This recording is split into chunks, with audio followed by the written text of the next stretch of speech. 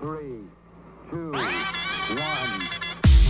All right, everybody, and we're back again. It's a fresh month, Ryan Snow. We're at November now, so this is our first pod of our second pod, technically in November, but first real recording in November. So yeah, so we're out here.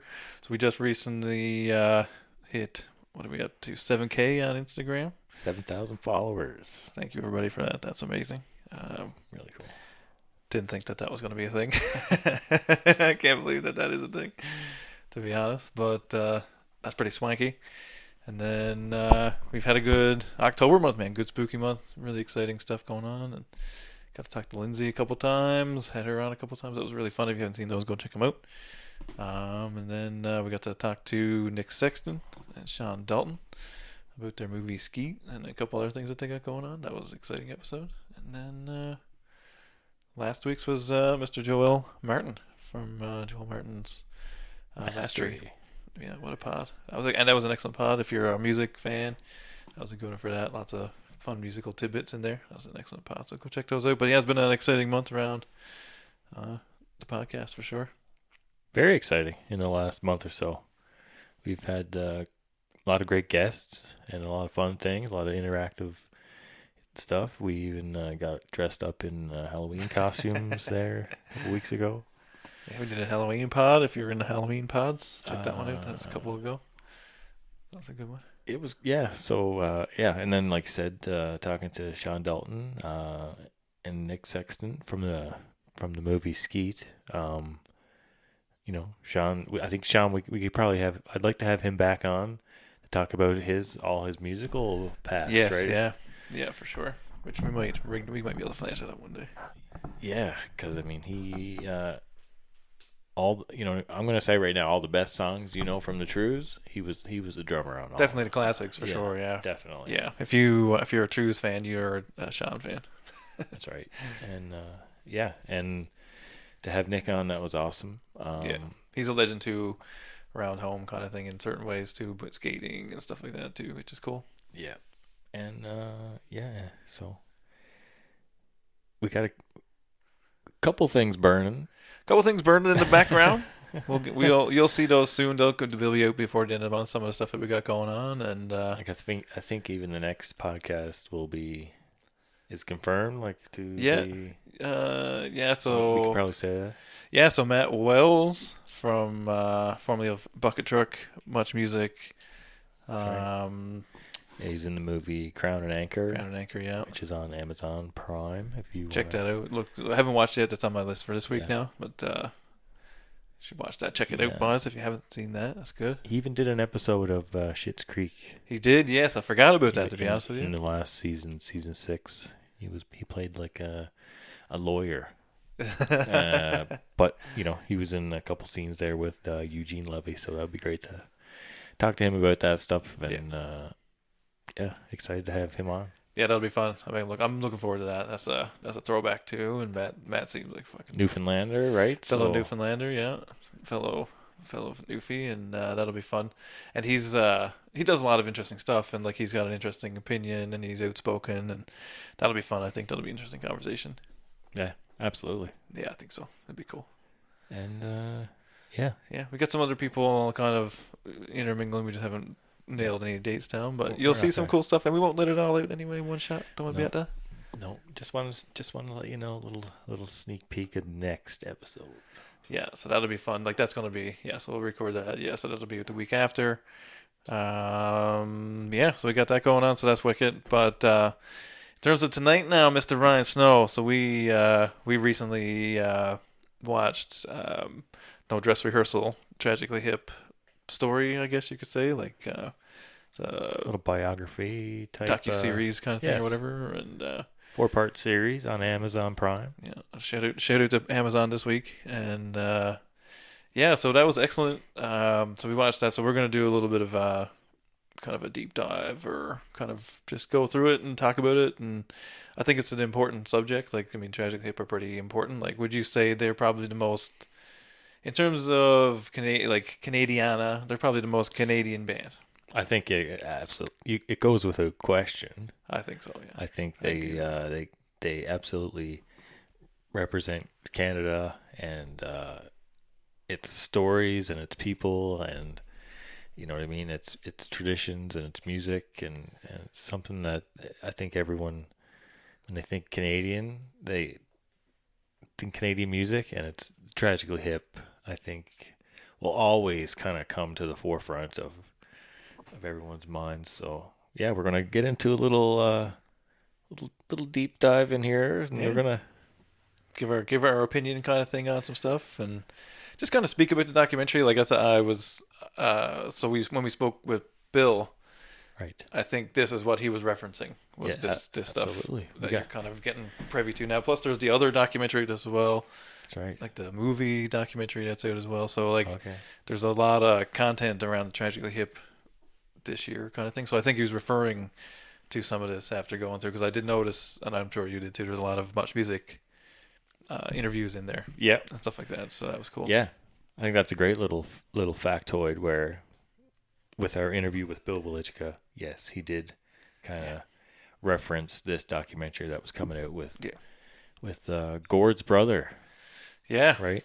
Yeah. Mike Downey. Mike Downey. He directed this docu-series, and yeah, what a great job he did.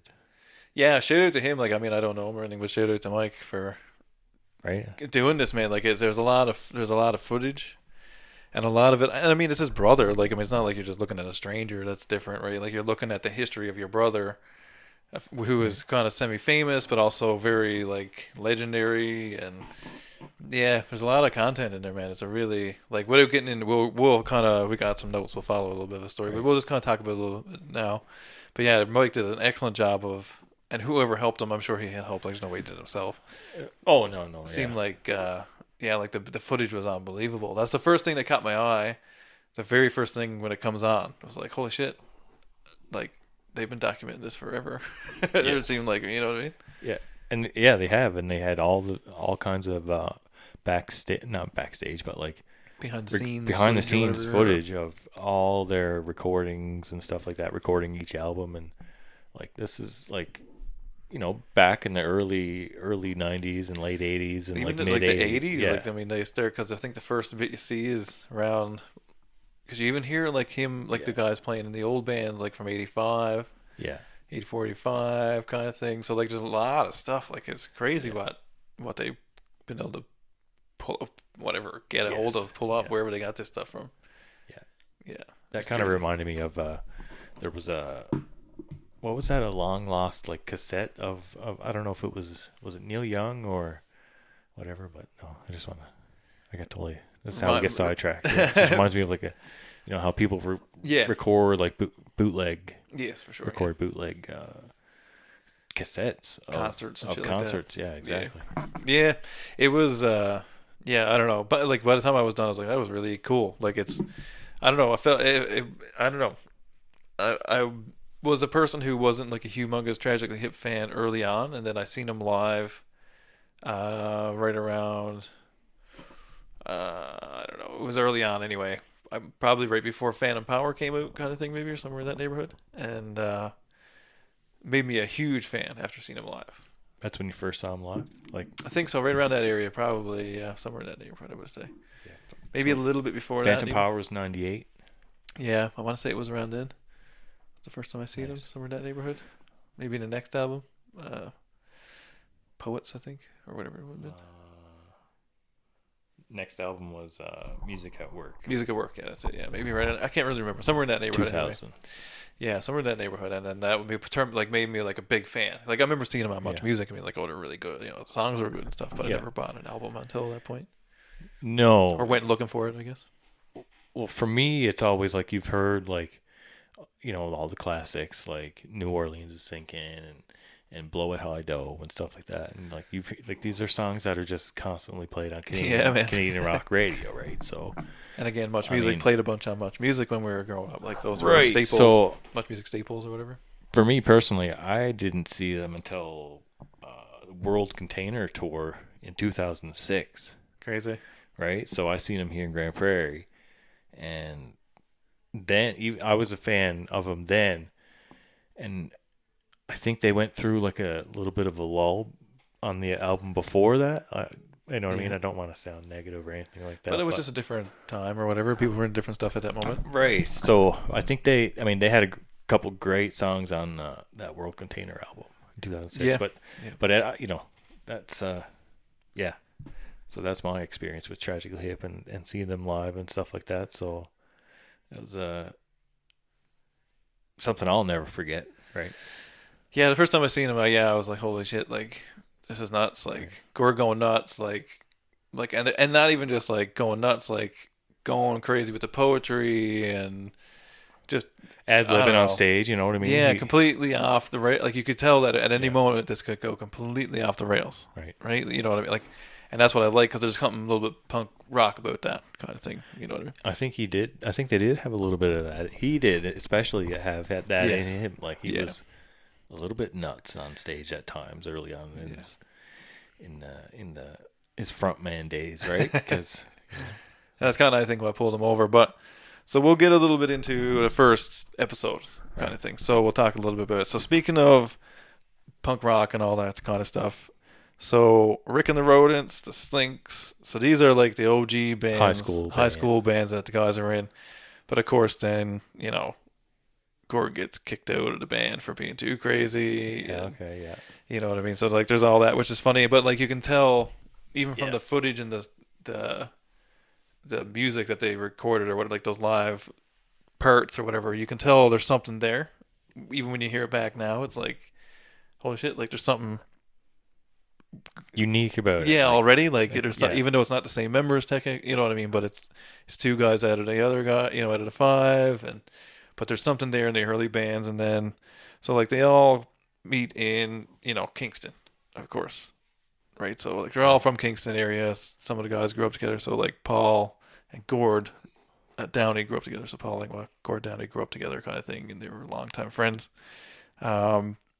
So Kingston, I mean, as we know, kind of thing, and we've talked about it numerous times now, especially with, Bill and Rick, the Kingston thing. Tons of good bands come out of Kingston, kind of thing. Mm-hmm. So obviously, and they sound like that, but I think it instilled a lot of that sound in a lot of other people. You know what I mean? So you take like a Matt Mays or Sam Roberts. They don't sound like the Hip, but they do in a way. Like the Arkells. There's just something about them that all like. I think they've had that Kingston influence. I think it's spread out now.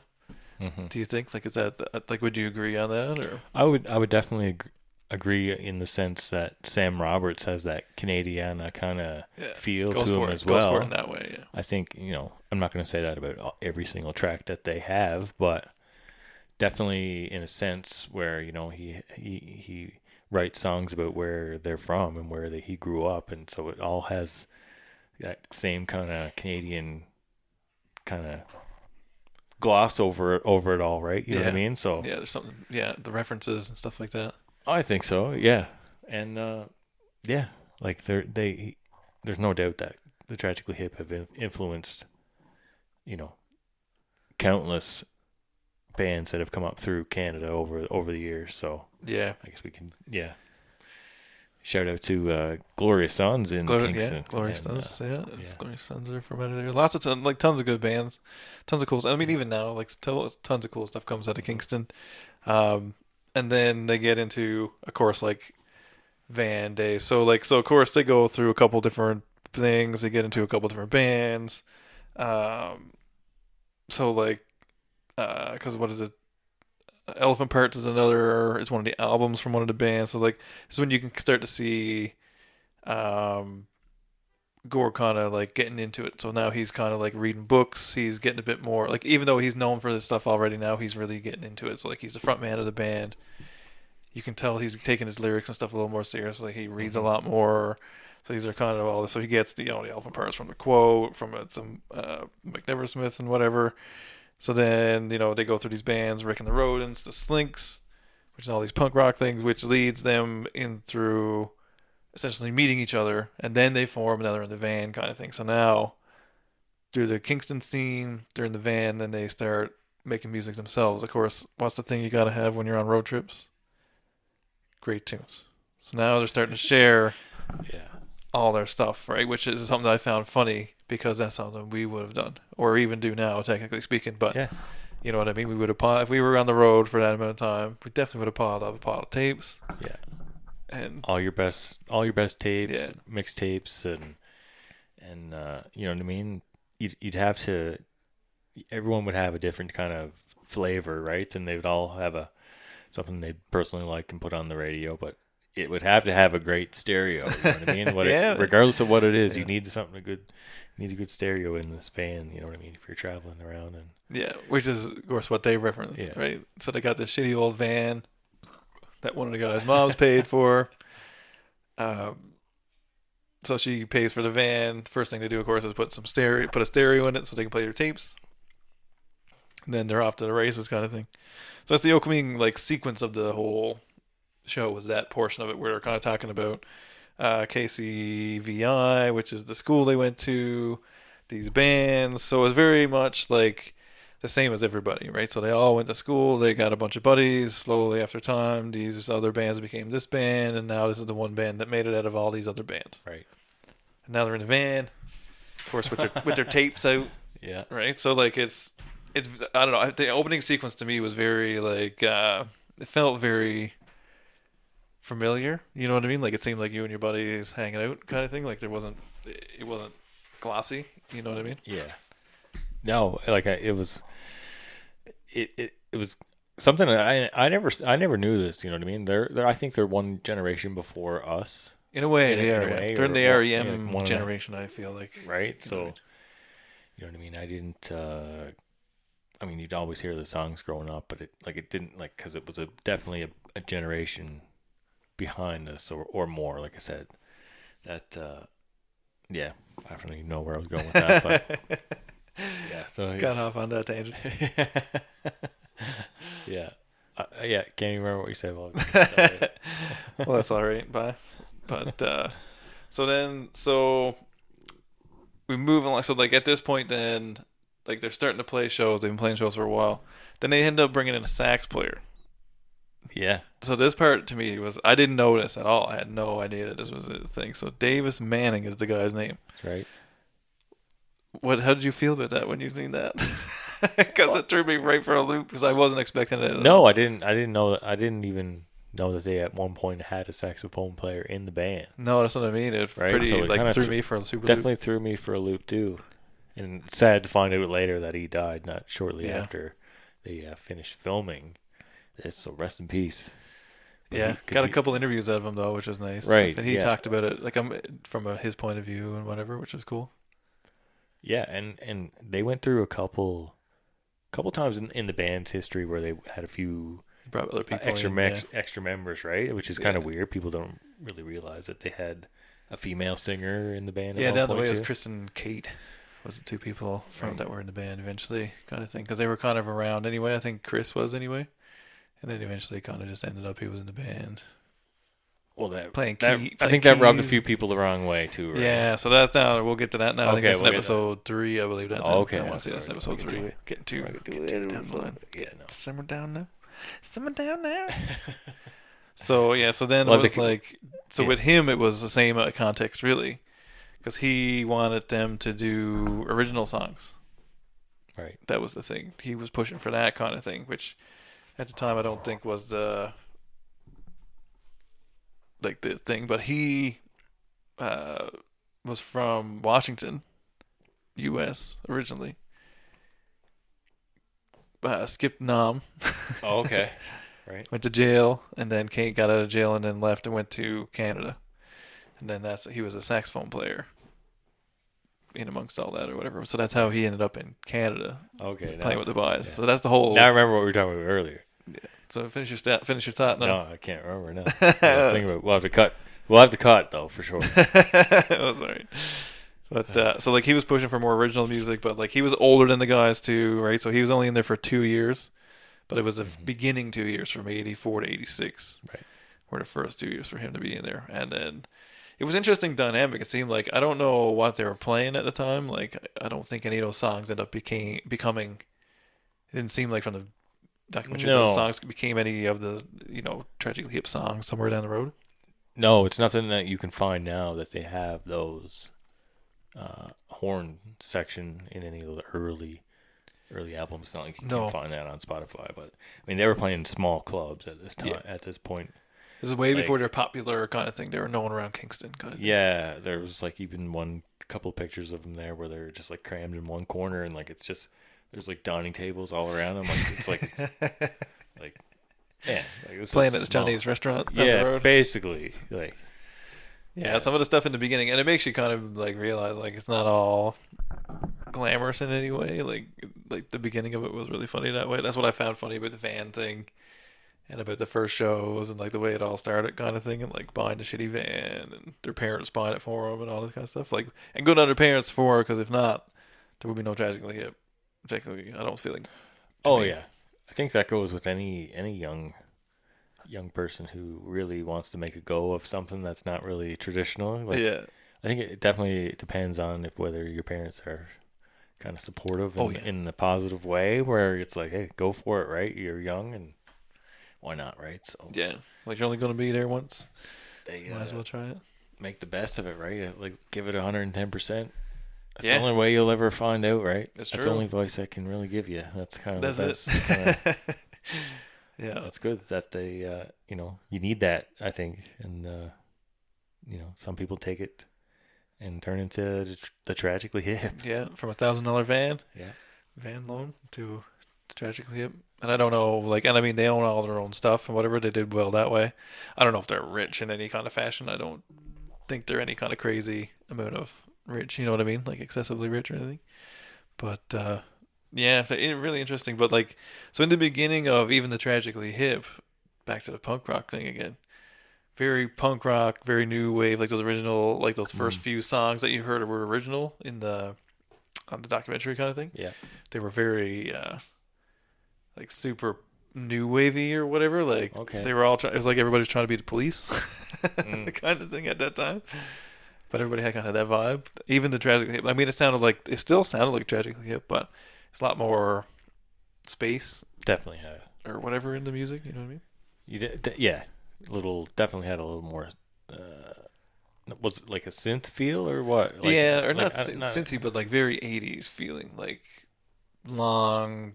I don't know, like big notes and like big chords and Okay. you know what I mean, like what I U2 can't does and kind of Particularly remember a tune off the top of my I can't head remember right what now, they but I can't remember what they were, but like if I remember thinking when I was watching it, like sounds very like new wave punk rock. And that's in episode 2, right? No, Or so this we're would in have been episode 3 now. this is still like in the middle of episode 1. Oh shit, we're still in episode 1. Yeah, oh yeah, still in the middle of episode 1. Snap. Oh, I got some notes here tonight, ladies Oh, and all gents. right, we're prepared. Sam's prepared. Got to prepare it here tonight. Took some chronological notes here to keep us in order here. So keep in mind now, like Paul Langlois has not joined the band up until this point now. No, So they eventually, I mean he jammed with Gord like years ago, because they're buddies, right? Yeah, and they sung together in bands earlier, Right. right, and stuff like that, and whatever. So they Right? kind of knew each other. Yeah, so like, and they kind of like they grew up a lot together. Like there's pictures of them when they're really young playing and stuff like that, right? So like, they're really close. When you kind of get to the end, it's like, oh shit, there's a bit more dynamics to this, and you remember or you think about kind of. Yeah. Thing. So Paul is a musician, but he doesn't know how to play guitar. So he's like, you got to play guitar. You got to learn how to play guitar. So eventually, he learns how to play guitar to join the Tragically Hip. Like that's the reason he knows how to play guitar or whatever, you know, in that way, right? And he replaced the guy too, didn't he? Like he replaced. I think so. the guy? Yeah, there was somebody playing with him, but I can't remember. I can't remember if it was a guitar. I can't remember how it all went. I can't remember. No, they got rid of Davis Manning, and then they needed something to fill that Okay. void. You know what I mean? Like that Right. void or whatever. Because like, you imagine like going to see the Tragically Hip and a fucking sax solo busts out in the middle of a song. You know, what I Oh, mean? Like fuck. very strange. You know what I Yeah. mean? So they got rid of him because it wasn't working the way that they wanted or whatever, and they bring in Paul. And then this is kind of like Paul's parents buy the van, and this is kind of where it starts to kick off, kind of thing, because they start to become really big around Kingston. They kind of flush out a little bit, traveling around. So now they're playing kind of like Toronto area kind of thing, and then getting wider and wider. So of course they get to the point where most bands, you need to widen out. So then they get to the point where it's like someone's like, well, you should get a manager. So this is where they start to bring on like Greg Allen and Jake Gold as the original managers and stuff like that. So then of course that allows them now to spread way out. Now they're getting radio time, airplay on much music. So this is when they put out their first video too, around the same time, right? Because they're big enough now they can do that. So Much Music picks up their video, Small Town, Bring Down. So it's the first video, and I don't really remember this because it's a little bit before my time in terms of their history. Like I don't remember the video or anything like that. So this is the one with the blue cover, Tragically with the blue. Yes. You know, kind of also. It's funny because it kind of always reminds me of Guns N' Roses albums.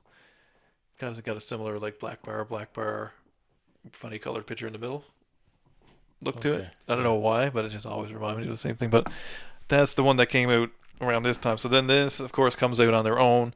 This is through, I can't remember what Jake Gold comes out through their company, and I can't remember what it's called right now. But so that comes out through them originally, and then MCA picks this up. So this is when Bruce Dickinson starts to get involved, is right around this time.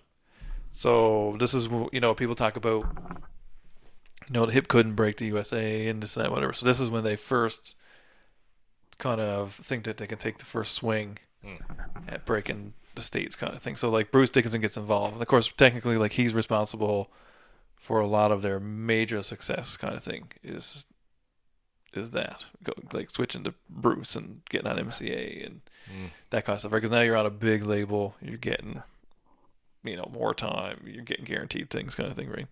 So this is in 1990, so now this is 5 years later, a couple albums later, kind of thing, right? So now they're in Memphis going to record their first like major label debut. So this is where, this is kind of like their breaking year, I guess you could say. So they signed a seven record deal with MCA. They start to record an album in Memphis, which of course now you feel like you're on top of the world kind of thing. So this is kind of where they leave episode 1. It's kind of right around this time where they're breaking in year 1990, where everybody starts to hear about them, not just in Canada, they're starting to break everywhere. So then, because in '90, like you would have already had "Blow It High Dough." Yeah, exactly right. Like, so there's New Orleans is Sinking is already out at that time, right? Yeah, 38 years old. Like Up to Here, what came out in '89. Yeah. Right? Which you think about it is like, because then you got, because yes, the second album is Up to Here, and then you get what were the singles off is Blow It High to New Orleans is Sinking, which is probably their most well-known song. One of at least, not so much in Canada maybe, but like abroad. It's one of theirs. So this is when they start, like I said, this is when they start to get picked up by Much Music as well. Shout out to Much Music again, right? Of course, this is where it all starts with that kind of thing. So so then they kind of end episode 1 in 1990, right? And then they pick it back up, starting on Road Apples. So what a great album! What a great album is, right? Lots of bangers on this one, of course, and singles. That's one thing I do remember about the watching this documentary is that. Like every time they went to a new album, banger, banger, banger. Next, they went to another album, banger, banger, banger. Another album, banger, banger. Next album, banger, banger. Like it's just like it's hard to discredit that. Yeah, you know what I mean, or whatever. Like, right. Like if you think about bands like Chip, typically they don't get more than like 3 albums in a row that are like oh shit. Right. Kind of stuff or whatever, but they did like 6, 7 in a row kind of thing that were pretty solid. I think so, yeah. You know what I mean? Like had tons of singles, did really well, sold well. Yeah, it's crazy. And then like Road Apples. I mean, this is when I started to kind of pick up on them, I guess, because I'm kind of old enough now to kind of listen to them and know who they are. I'm like 7. We're like 7 when this comes out, so like I kind of remember this stuff, like these songs at least coming out. And then because this was recorded in New Orleans. Of course, same idea, right? So like you go somewhere else, you're gonna get different take or whatever on it, right? So the singles from this one are gonna be Little Bones, 3 Pistols, Twist My Arm. Like Twist My Arm is a fucking tune, man. Oh man, what a beauty. Long time running. Like, what a live song. Like, song live was so good. On the Verge and Cordella. So, like, 6 singles off your third record. And it also has Fiddler's Green on Fiddler's there. Green is also on there, yeah. Yeah, Yeah. and I mean, Fiddler's Green. So that part in that's his. Now that part in the movie, Yeah. that was sad. Yeah, oh yeah. Like that broke my heart a little bit. That took And I didn't really almost- realize that's what the song was about. Because I mean, I've never really. This is No. my deepest dive I've ever done into the Tragically Hip ever in my life. I know tons of their songs. I don't know shit about them other than who they are. That's one thing that definitely goes, without saying how great of a writer he was, how great of a lyricist he was, because Oh like my all God. of his songs had meaning or came from something or a story or a historical something that happened or something like that. Yeah. But in this case, it was about, like he was really close to this mother and her son Yeah, who had cancer. Was that it's it's some it's kind his sister's son. his sister's? That was his yes. nephew. Yes. So he lived to be 3, I believe is what it was. Okay. Yes. Because he was born with heart defect, and it's shitty because he went and got the surgery all done and then got a staph infection. That's what's Right. actually got him. So he wrote this song because Fiddler's Green is actually Sailor's Heaven, is what it actually is. So like this is a song about this little boy in heaven kind of thing, right? So like which I didn't realize until, of course, watching this Yeah. documentary. Which like and I'm watching, I'm like, oh my God, like holy shit, man, like crazy. Yeah. Yes. It was crazy. Yeah. Yeah, it And was definitely that was a tearjerker moment. Yes, it was. Tearjerker It moment. was for sure. But I'm sorry I screwed up the actual details of it. But No, that's fine. That's why I got my notes. that's right. I knew it. Yeah. Because I watched it when it first came out. I can't Yeah. remember. It's been a while now, folks. Yeah, I only watched it recently. So like, I watched it basically in the last few days, so I got it pretty fresh here now. Some notes and everything. Look at tonight. But yeah, so like that was a pretty, I don't know, like powerful moment in the film or in Definitely. the documentary, or whatever.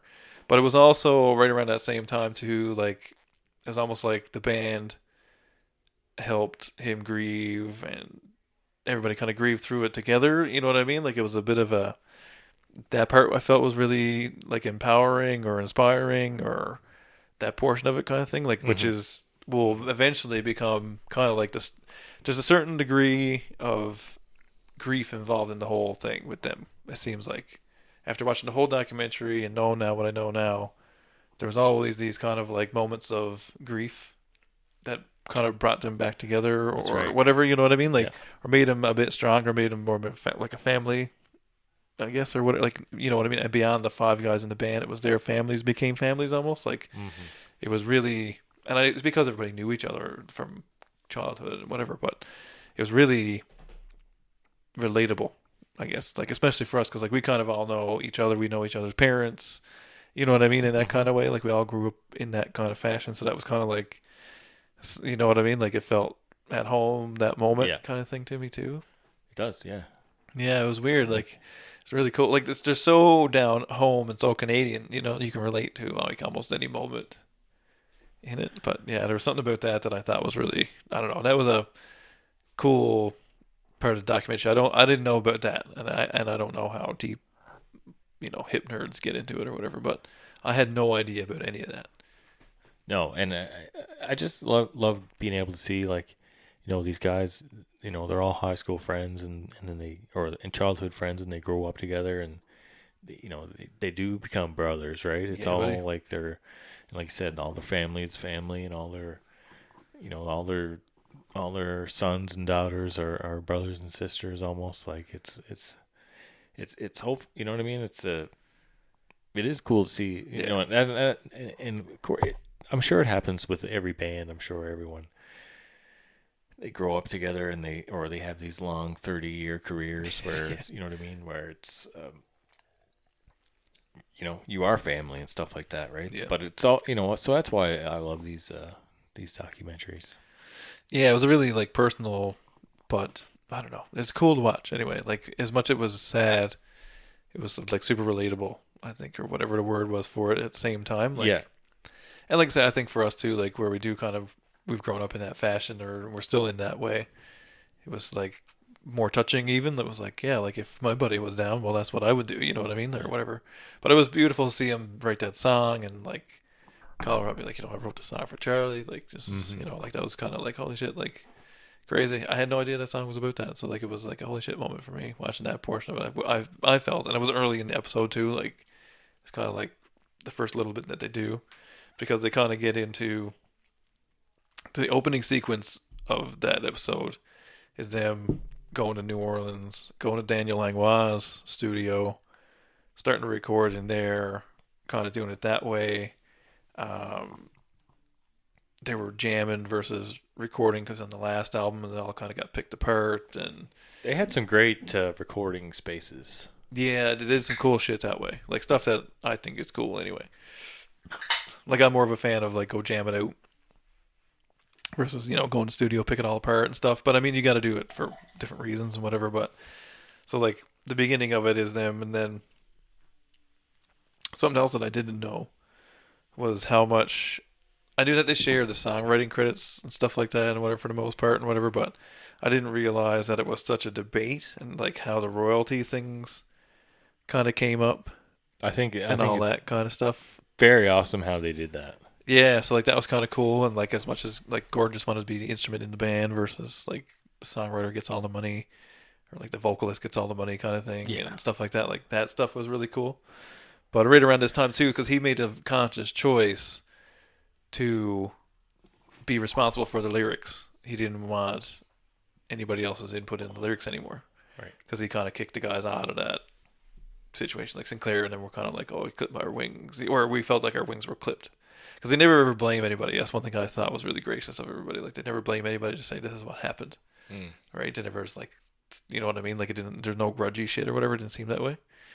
So yeah, I think that portion of it was interesting too. Like the way that all kind of got brought up, and the way that they worked it out, and the band is bigger than the man portion. Like, and everybody kept saying that, and there was a lot of decisions that were made around that mentality, which were interesting, because usually it's my ego is super big. Absolutely. You know what I mean? Like, especially in those situations, because they were starting to get pretty big at this point. So, like, yeah, really, I don't know. I thought that part was interesting too. Like, I thought the royalties thing was really interesting. But this is, of course, now when the notebooks start to come out, right? He's got the little notebooks in his pocket all the time. You always see him writing stuff. Because I have seen lots of pictures of where he's just sitting writing. That's one thing I have noticed. Yeah. I think they kind of recognized that he was on his own level of creativity and passion for writing, and I think they, and very respectable for them to kind of step aside and yeah, so I mean, it's absolutely crazy, right? You said the ego thing, right? Where let the ego kind of go a bit and kind of step back and watch kind of him kind of just kind of take over, but in a good way where grow. like you're gonna like literally watch a legend kind of to be in his presence. Honestly, as weird as that sounds, but like It's true though. he became or such a great writer. You know what I mean? And almost a little bit of a Canadian historian as well. Oh yeah, he took all those little tales and stories and tidbits from books and Canadian authors, hockey cards, and I wish I had it. I was gonna say we had it up here somewhere before, but it's gone now. But I don't know, it's just super. Like the way he took control of that, and like I said, like the way that they all kind of sat down, was like, well, this is what we're doing. As much as I don't like it, it's for the greater good, or that's how it was supposed to. It was at least it's supposed to be for the greater good, right? Which was, I don't know. I thought that was super commendable, because I didn't. Like I said, I've always been a fan, I guess, but like I'm not. I never ever really got into anything about the hip. I don't know any other lore. I don't know anything other than like certain famous tidbits kind of thing.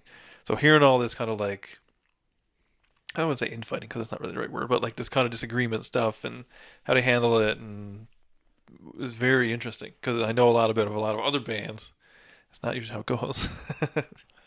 No, I think I don't know if that's that Canadian thing too, where they all knew each other since from growing up and stuff like that, and what would their mom think or whatever, you know what I mean? Yeah. So like let's just split everything they split everything like Just evenly. normal, yeah. Put Yeah. it all together kind of thing. It wasn't like you know what I mean. The singer gets, like you said, more Yeah. than anyone else. Yeah, it was really. I don't know. It was treated very fairly. But in that, I'm taking over the writing. You know what I mean? Like, so. Yeah, that's my spot, so that's what I'm going to do. And I mean, good on them, because I mean, I don't know. And I mean, whatever, right? Like, I mean, I don't know them personally. I don't know what the songwriting was like with everybody. I don't know what it was like versus one person. I have no idea. But I thought that was really interesting or whatever. But then the funny part is, so like we're still on like Road Apples, right? So Road Apples, of course, to people who don't know what it is, which I didn't really know up until I started researching this necessarily, is the shit pieces from the horse that would be laying around you use them for a puck playing hockey. Of course, we didn't have horses around, so I don't know what. I only found this out. So technically, the album is called Horse Shit. But the reason being is because they brought him the name Saskadelphia, which is the name of the last EP, I think, that they put out. Right. But it was supposed to be named that, and the record company, of course, didn't like that or whatever, so they came up with Road Apples, which is kind of only funny to Canadians, right? Which is funny because there's a U.S. record label, they had no idea. So that's kind of funny, like a little funny. Like they're always kind of doing like that's very punk rock in a way, right? Like doing that is kind of I always thought that was kind of funny. And I didn't know that until I watched the documentaries or whatever. So. Yeah, so like it's another thing or whatever. I never put it together, I guess, or whatever way you want to put it, right? Like one of those cool things. So I had no idea. Same thing, cool. So like there's a lot of facts I didn't know, and I was very surprised by stuff, which was cool. And it was pretty deep, like a lot of deep footage. Like so, like all of this time, you're watching footage of them super young and like up and coming, and you're watching all this performance footage, and like there's so much stuff, man. It's incredible, like the amount of stuff that they gathered and then put together and stuff. It's crazy. Like it's crazy seeing the performances then. Yes. Like those ones, like in the clubs, in the theaters, all those types of venues, like smaller shit when they're up and coming, and it's like the place is going ballistic, like super ballistic the whole time. And Gord's going ballistic. And the crowd's taking notice. Yeah, it's insane. Like it's insane. And at this point, I don't think he was doing the crazy like spewed poetry thing all the time. Like I don't think it was consistent like it normally kind of was towards the end. But like just his energy is like nuts. Every time you see him, his shirt is so wet you can see through it. Mm-hmm. Every shirt he wears, every time you see a clip, he's soaked in sweat. That's kind of what you want in a lead singer front man. Yeah, so it was crazy. Like you better be giving her the whole time, dude, my son. But like crazy footage and crazy like up to this point, like it's crazy watching the footage and to a certain degree realizing that they're not huge. You know what I mean? Like because how ballistic people are going and like it's crazy. But then it's like so then you get like into trying to break the U.S. from here, like really break. Like this is the kind of the deal now. So you're 1991 kind of territory. So this is kind of like they started up this big tour because now they're getting, they played lots of big festivals, huge places in Canada. They're trying to get into the States, so they go on this big U.S. tour, of course. So they're on the tour. The first thing I say is like, the same thing when I listen to a lot of podcasts with like Alexis on Fire and a couple of bands like that. They're like, man, it's like starting over. You go there, you're playing to like fucking 5 people. Right. Bullshit kind of stuff. And then, of course, like you're getting towards a tough slog because it's, 30 dates into this because you can play consecutive dates. You know what I mean? It's not like here in Canada where you're kind of slupping along back and forth, where you can just go play 10 dates in one state, play 10 more dates, that kind of thing. So they're just slupping along. Super frustrating. Everybody's getting frustrated at this point. Now it's like, what do we want to do? Right? So like, what do we want to do? So they book a European tour, which now is completely opposite of what they experienced in the United States, of course. Of course. I didn't realize that either. I didn't realize they were that big at this point over there. So they go over there, and they can start playing just as big shows as they can play in Canada. Like right out of the gate, like straight out of the gate. Right. I mean, that doesn't surprise me because, I mean, you know who, like, David Hasselhoff is big in Germany? That's true. That's true. So, like, it doesn't really surprise me, I guess, in that way, but I just didn't know, it was like, holy shit. I feel like being on the outside looking in, Europeans do kind of look at American culture and Canadian culture even to that extent to kind of see what's going on, right? So They do, like, you yeah, know, 100%, yeah. Which is funny because I kind of looked to them to see what's going on. I mean, You know? and that reminds me like of Billy Talent and how big a show they have Oh my Jesus! in Europe and stuff like that. Yeah. You know what I mean? You know, it's just By comparison, yes, it's crazy. yeah, it is crazy, and that's one thing I will give Europe big shout out for that. Like, they do seem to take hold of Canadian bands and kind of appreciate them in the same way we do a lot of the times. But that was a huge thing. I didn't know, and then watching the shows, you know, because they show a lot, like I said, tons of live footage all the time.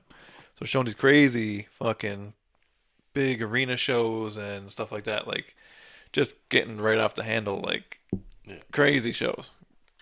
I couldn't believe that. So then I think it seemed like they took like not necessarily a break because now like fully completely is the next thing. Ooh, okay. So Now you're talking.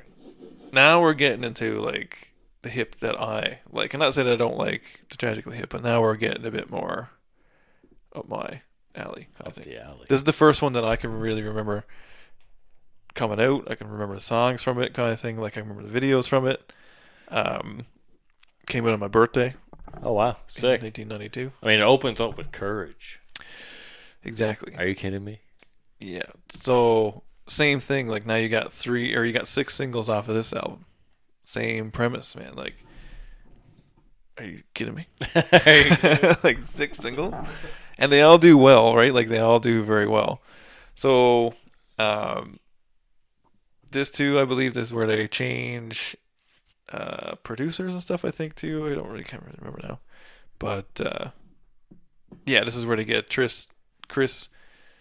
I can't say his last name, but anyway, he produced a bunch of metal albums and stuff before all this. Like he's kind of more well known for those albums. So they asked for him. They want this guy. They like whatever album he's done. Concrete Blonde is the one that they like, I believe, if I'm not mistaken. So they asked for him by name, kind of thing, get him involved.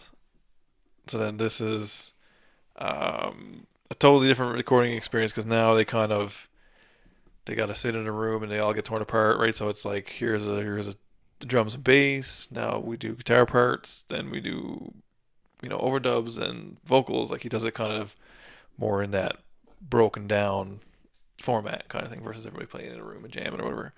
Which I don't know. I mean, you can't really tell on the album. I mean for that, but like it definitely sounds different. Like the vibe of this album is different than the last 3, right? You know what I mean? Like in terms of it rocks a little harder, that kind of stuff. But this is when I remember for like the Lock in the Trunk of a Car video and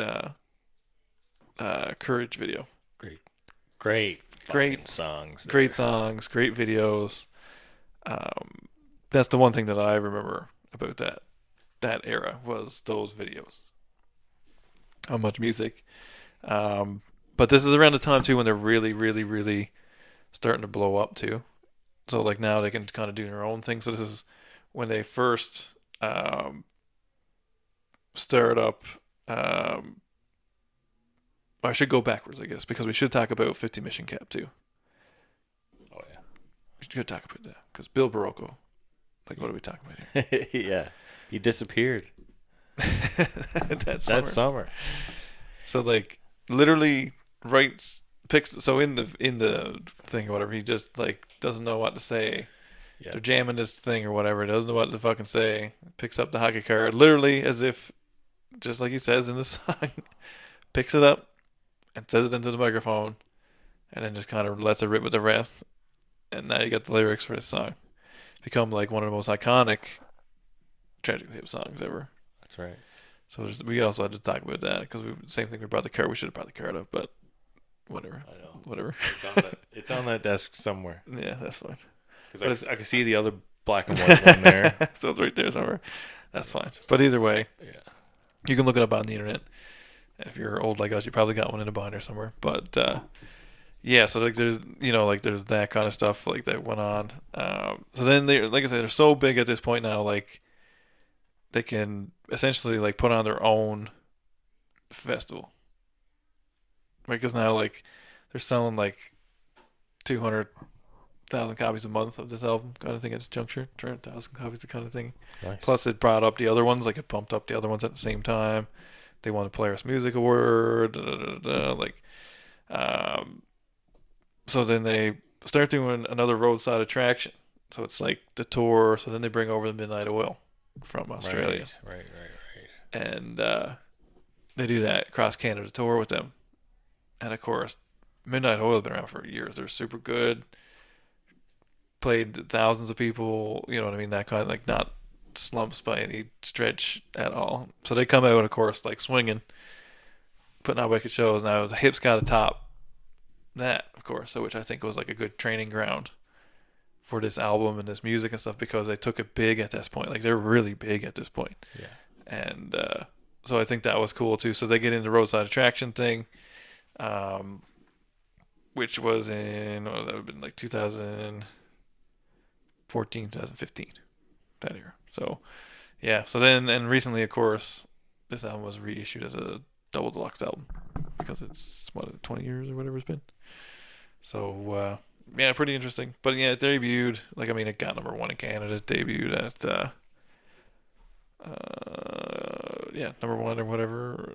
But there's tons of good tunes on this. Weak Kings, 50 Mission Cap, Fully Completely, which, I mean, Fully Completely is like my favorite one of all the songs. They're my favorite probably. What else is on this one? Locked in the Trunk of a Car, 100 Meridian, Courage. Like, there's a lot of bangers on that one. 100 Meridian is an absolute heater. Buddy, is correct for that. So this is kind of like... Wish you could play it right now, but we're trying to get on YouTube. So we could, but we'd have to cut it out and then put it in again and whatever. But we won't get into that now. So then they're looking for something different now. Now, what are we on? Episode 3. So now we're heading into episode 3. So now this is when it kind of gets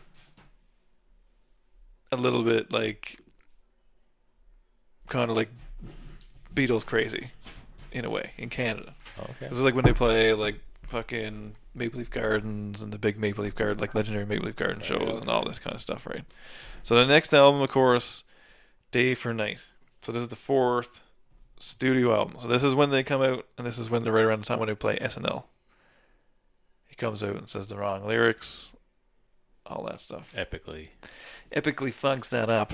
But I mean, but in a good way. I think it was better. If you're gonna fuck it up, that's the best way to fuck it up, because it's not really you. If you didn't know, you wouldn't know. And he sang it like in the correct tune. Oh yeah, it was perfect. Right? It was fine. Yeah. Same amount of like because it's technically the next great. verse or whatever it is, or next time it comes around. That's what he says the next time around. He said it first, because it's supposed to be "I'm fabulously rich" is the first actual lyric or whatever. So yeah, so that's a big thing, of course. So this is like, they're always trying to, like, there's always this thing about breaking the U.S., right? Like, this is, it always kind of like, it's like a theme through the whole documentary I found, was this people telling them they have to break into U.S. thing. But I think, and they even said it, like, once they seen how good it was going in Europe, they kind of backed off a bit on the U.S. thing. But SNL, I mean, SNL's SNL, like, how could you not? So, but of course anyway. we're going to do it. Yeah, so this is right around the same time, so then they do that. Then they do Maple Leaf Garden shows, which were, like, huge. And Dan Aykroyd, of course, introducing... Dan Aykroyd. Wearing a big Canadian shirt and everything. Which on the SNL. Great, great intro. Oh, yeah. So, yeah, so there's... Another great Canadian. He's from Kingston as well, I think. Yes, sir, I believe so. So that's right. So that's another whole thing, right? So now they go through this, they put out this new album, Day for Night. Record label is like, essentially like, this isn't a finished album, there's no singles. Nautical Disaster, what? Yeah, exactly. And so then this is like, you know, typical stuff or whatever, you know. Great tune, by the way. So it comes out, of course, and it sells 300,000 fucking units in 4 days or whatever. Holy shit, dog. Yes. So then it comes out, I guess, like the next year, but it's in February of the following year, which is not that far away, because it came out in September here and then comes out in February in the States. And didn't do crazy hot, but I mean, it is what it is. But it came out as number 1 on Canadian charts, of course, right? Went 6 times platinum. But this album, this tour, those big shows, from this craziness to opening for Plant and Page. Okay. So this all kind of leads to that moment now. So this is like, in terms of like if you're looking at like popularity level or whatever way, this is like at the peak. I think that's how I would describe it, is right around this time. Right. So they played Woodstock around that time too. Yeah, because this is 95, so like they would have played Woodstock that summer right before this released. 94. In 94. So like that's not a thing I think other people forget about, is they played Woodstock in 94 and 99. That's right. Crazy. And I mean their performance was smashing. Was it? Yeah, they played both? I think so. Yeah, I okay. could be wrong with that. But I know they played 99 for sure. 100% right. for sure. And they're like performance I smashing. could be wrong. performance. I thought they played 94, but I could be wrong. And I could be wrong on that too, but either way, somebody correct us. You don't always get the facts here on Andy. Sometimes you don't get them all right, man. We're trying to spew a lot of facts here within an hour and a half, 2 hour span. You want the brass tacks? Go find it on the internet. You go find someone else. Scroll on up to number 1, Joe Rogan, if you want the brass tacks. There's no facts there either. This is better than Donald Trump interview. Are you kidding me? 35 million watches? Yeah, some people should be watching this. This is gold, Jerry. Gold. You heard it here first. I've been hard on the Seinfeld the last little while here nice. too, actually. Nice. But so the other side of this coin, so we'll go back to this part now. So this is another thing that happens, I guess, too, that kind of sets them up for stuff down the road is the Page Plant tour, open for the Rolling Stones tour, and then they end up in the Netherlands, which is another part of the whole story, and the same thing, like, gets super popular in the Netherlands for whatever reason. So then, like I say, then we get Saturday Night Live appearance.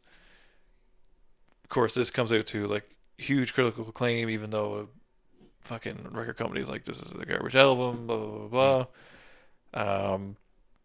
So that's kind of where this starts to do their things. But this is kind of, like I said, this is at the peak. So there's a Tower Records opening up in Toronto. They get asked to play outside, play at a roof. Yeah, do rooftop show. Rooftop show. So they were supporters of Sam the Record Man because it's a Canadian brand. That's the totally go-to in the GTA area. Yeah, so that was their thing. So that's what. Or the GTA, whatever. Yeah, wherever they were hanging out at the time. So they wanted to basically like support the Canadian company versus promoting this intruder coming from out of town. So they it would have been crazy. They would have been on right on the first display all over the world. Would have been a huge deal. Yeah. In reality, in terms of promotion wise, would have been the best free promotion they would have ever got in their lives. Turned it down because they didn't want to promote. Didn't want to go against stuff, right? Like, they didn't want to go against the Canadian hometown record company, yeah. record store. Yeah, it's crazy. So you think of it like that. Chain. Like, there's a couple of things in there too, like that decisions that they made even up to this point that were kind of like that. Like, we're not doing it because, and they would have been probably bigger. They would have probably gave them more success in the long run, but they just chose to. Well, they said no when they felt like stand they on their morals, right? Right. Which would be good for them. I mean, I don't mean it in a bad way at all. It's just, it was crazy when I was watching. I was like, I can't believe that they gave that up. Like, that's what everybody wants, is that, you know what I mean? But they just said no. Like, that's not what we're interested in, and that's good. I mean, good on them for doing it. Like, it's crazy. I definitely I respect that. You say no when you have, you don't say yes to every single opportunity, and sometimes people do, and sometimes it does lead them into no return, right? And a place where, they can't really, Yeah, it's just not the right, not potentially the right path. It was led lucrative. by the wrong people, right? It doesn't matter. Yeah. Like, I mean, you got to have who knows, right? Maybe they could have been led to absolute completely shit, astray. right? Yeah. Completely astray. But they said no. They wanted to stand on their own morals, where they wanted to, didn't want to compete against a Canadian, basically, which was almost basically right across the street, almost like. Oh yeah. You know what I mean? Sam the Record Man. Yeah. Right? In Toronto, right? So good for them. Yeah, it's crazy good for them. And so it's quite surprising. I had no idea. Same thing. I mean, like I said, I had no idea. So it was a pretty interesting moment for me because, like, I know a lot of bands would have been like, "Fuck yeah, sign me up," no matter what. You know what I mean? Like, it was interesting for that. So, like, this is kind of like the other thing is too. There was a really interesting part where they had Network Magazine, which was Sam the Record Man's magazine. Like, there used to be like mags that the record companies put out or whatever, and they had to sacrifice Gord Downie on the front like he was Jesus or whatever. I thought it was kind of ironic in one way because they shit talked him in it, of course, and saying that they're gonna basically do what's corporate or whatever. Meanwhile, they're defending these people directly. That was kind of funny, but it was kind of funny or ironic that he was sacrificed. I thought because it was kind of like he was sacrificing. Right. You know what I mean? To me, it was like a very ironic cover. But again, I didn't even know I knew about Network Magazine, but I didn't know it was attached to Sam the Record Man in any capacity. No, I didn't. I didn't know that was the thing. Nothing. I didn't know anything about it. Any of that stuff. I knew about the Meg, but like I've never like bought a magazine of it. I just knew it existed, kind of thing. And then there were more. I think at this juncture, like, and I think a couple people say it in the doc too. Like they're more of a global band than a U.S. You know what I mean? Like, right. You know what I mean? In that kind of way. Like it wasn't the perspective wasn't properly looked at. I guess, like in my mind anyway, because they were really big. Technically, they were big in the States. Like they played huge shows. They go play the best rooms in the States and just book them all out. Like because they didn't play at Staples Center doesn't mean it. You know what I mean? Like right. A different type of success. You know what I mean? Like they could always tour no matter what. They could always play shows. You know what I mean? I guess that always sold records. Right, and that depends on like what defines success.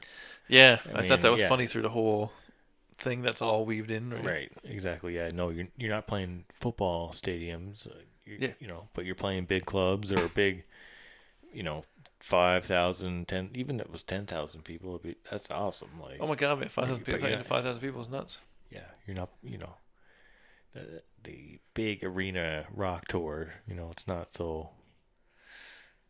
It's not always so much, but I don't know. I don't know exactly every venue they played, but yeah, it just seemed like even when you look back, because like they got that live set from the Whiskey now you can get on Apple and stuff. I guess it's everywhere now, but like that was recorded from the Whiskey, and there's a couple other places and stuff. But they always play. Like if you look at the tour history, like there's tons of places, man. That everybody's ever, you know what I mean? Like everybody ever would play, and they play them tomorrow. Like you know what I mean? Like they're not. There's no shameful places that they play. They're just not big, huge arenas. Like they're not Chris Staples in or whatever. You know what I mean? Like they're not their thing. And I don't know if you would want to see the Hip in that context. You know what I mean? Like, I mean, yeah. I don't know how it would even come across. I mean, I'm sure it would come across, but like, I don't know. You know what I mean? Like, I don't know. It just isn't their vibe. I don't feel like, and that's fine.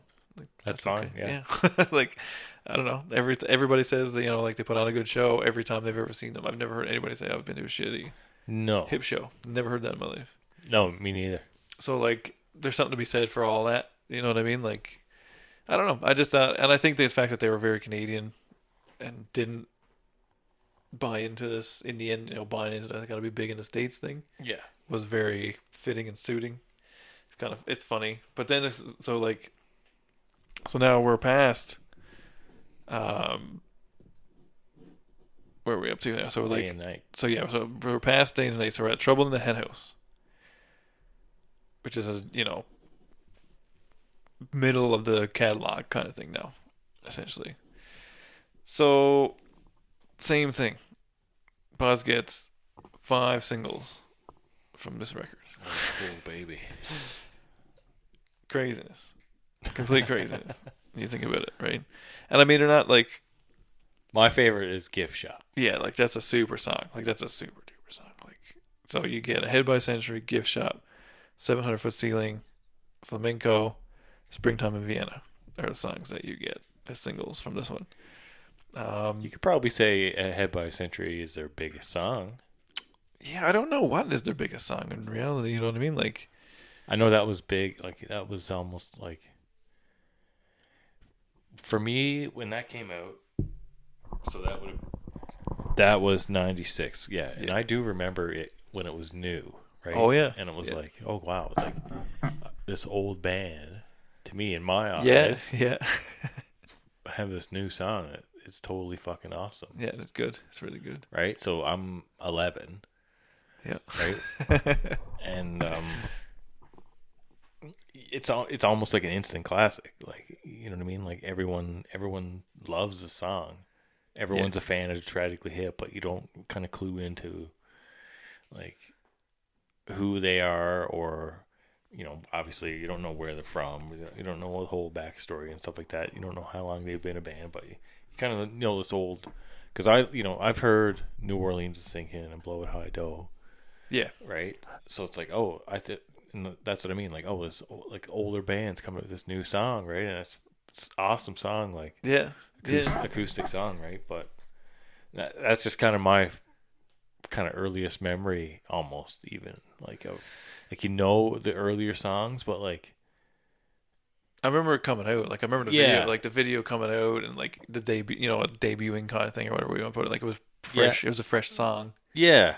Yeah. I think that was like more like the always on the Much Music Countdown, like when it came out and stuff like that. So like you just kind of, that was kind of like, I remember being a human, like, at that time, like watching shows. You're old enough to remember it, right? Yeah, exactly. And you're getting into music at that point too, right? You're just kind of like trying to find your footing in what you like in music and what you don't. Right? Like. Yeah, like, you know, you're 11 years old, 10, 11 years old, and stuff like that. So yeah, that one's like, I remember this with like I don't know, a lot of people talk about this one, but like I don't know, it never stands out to me.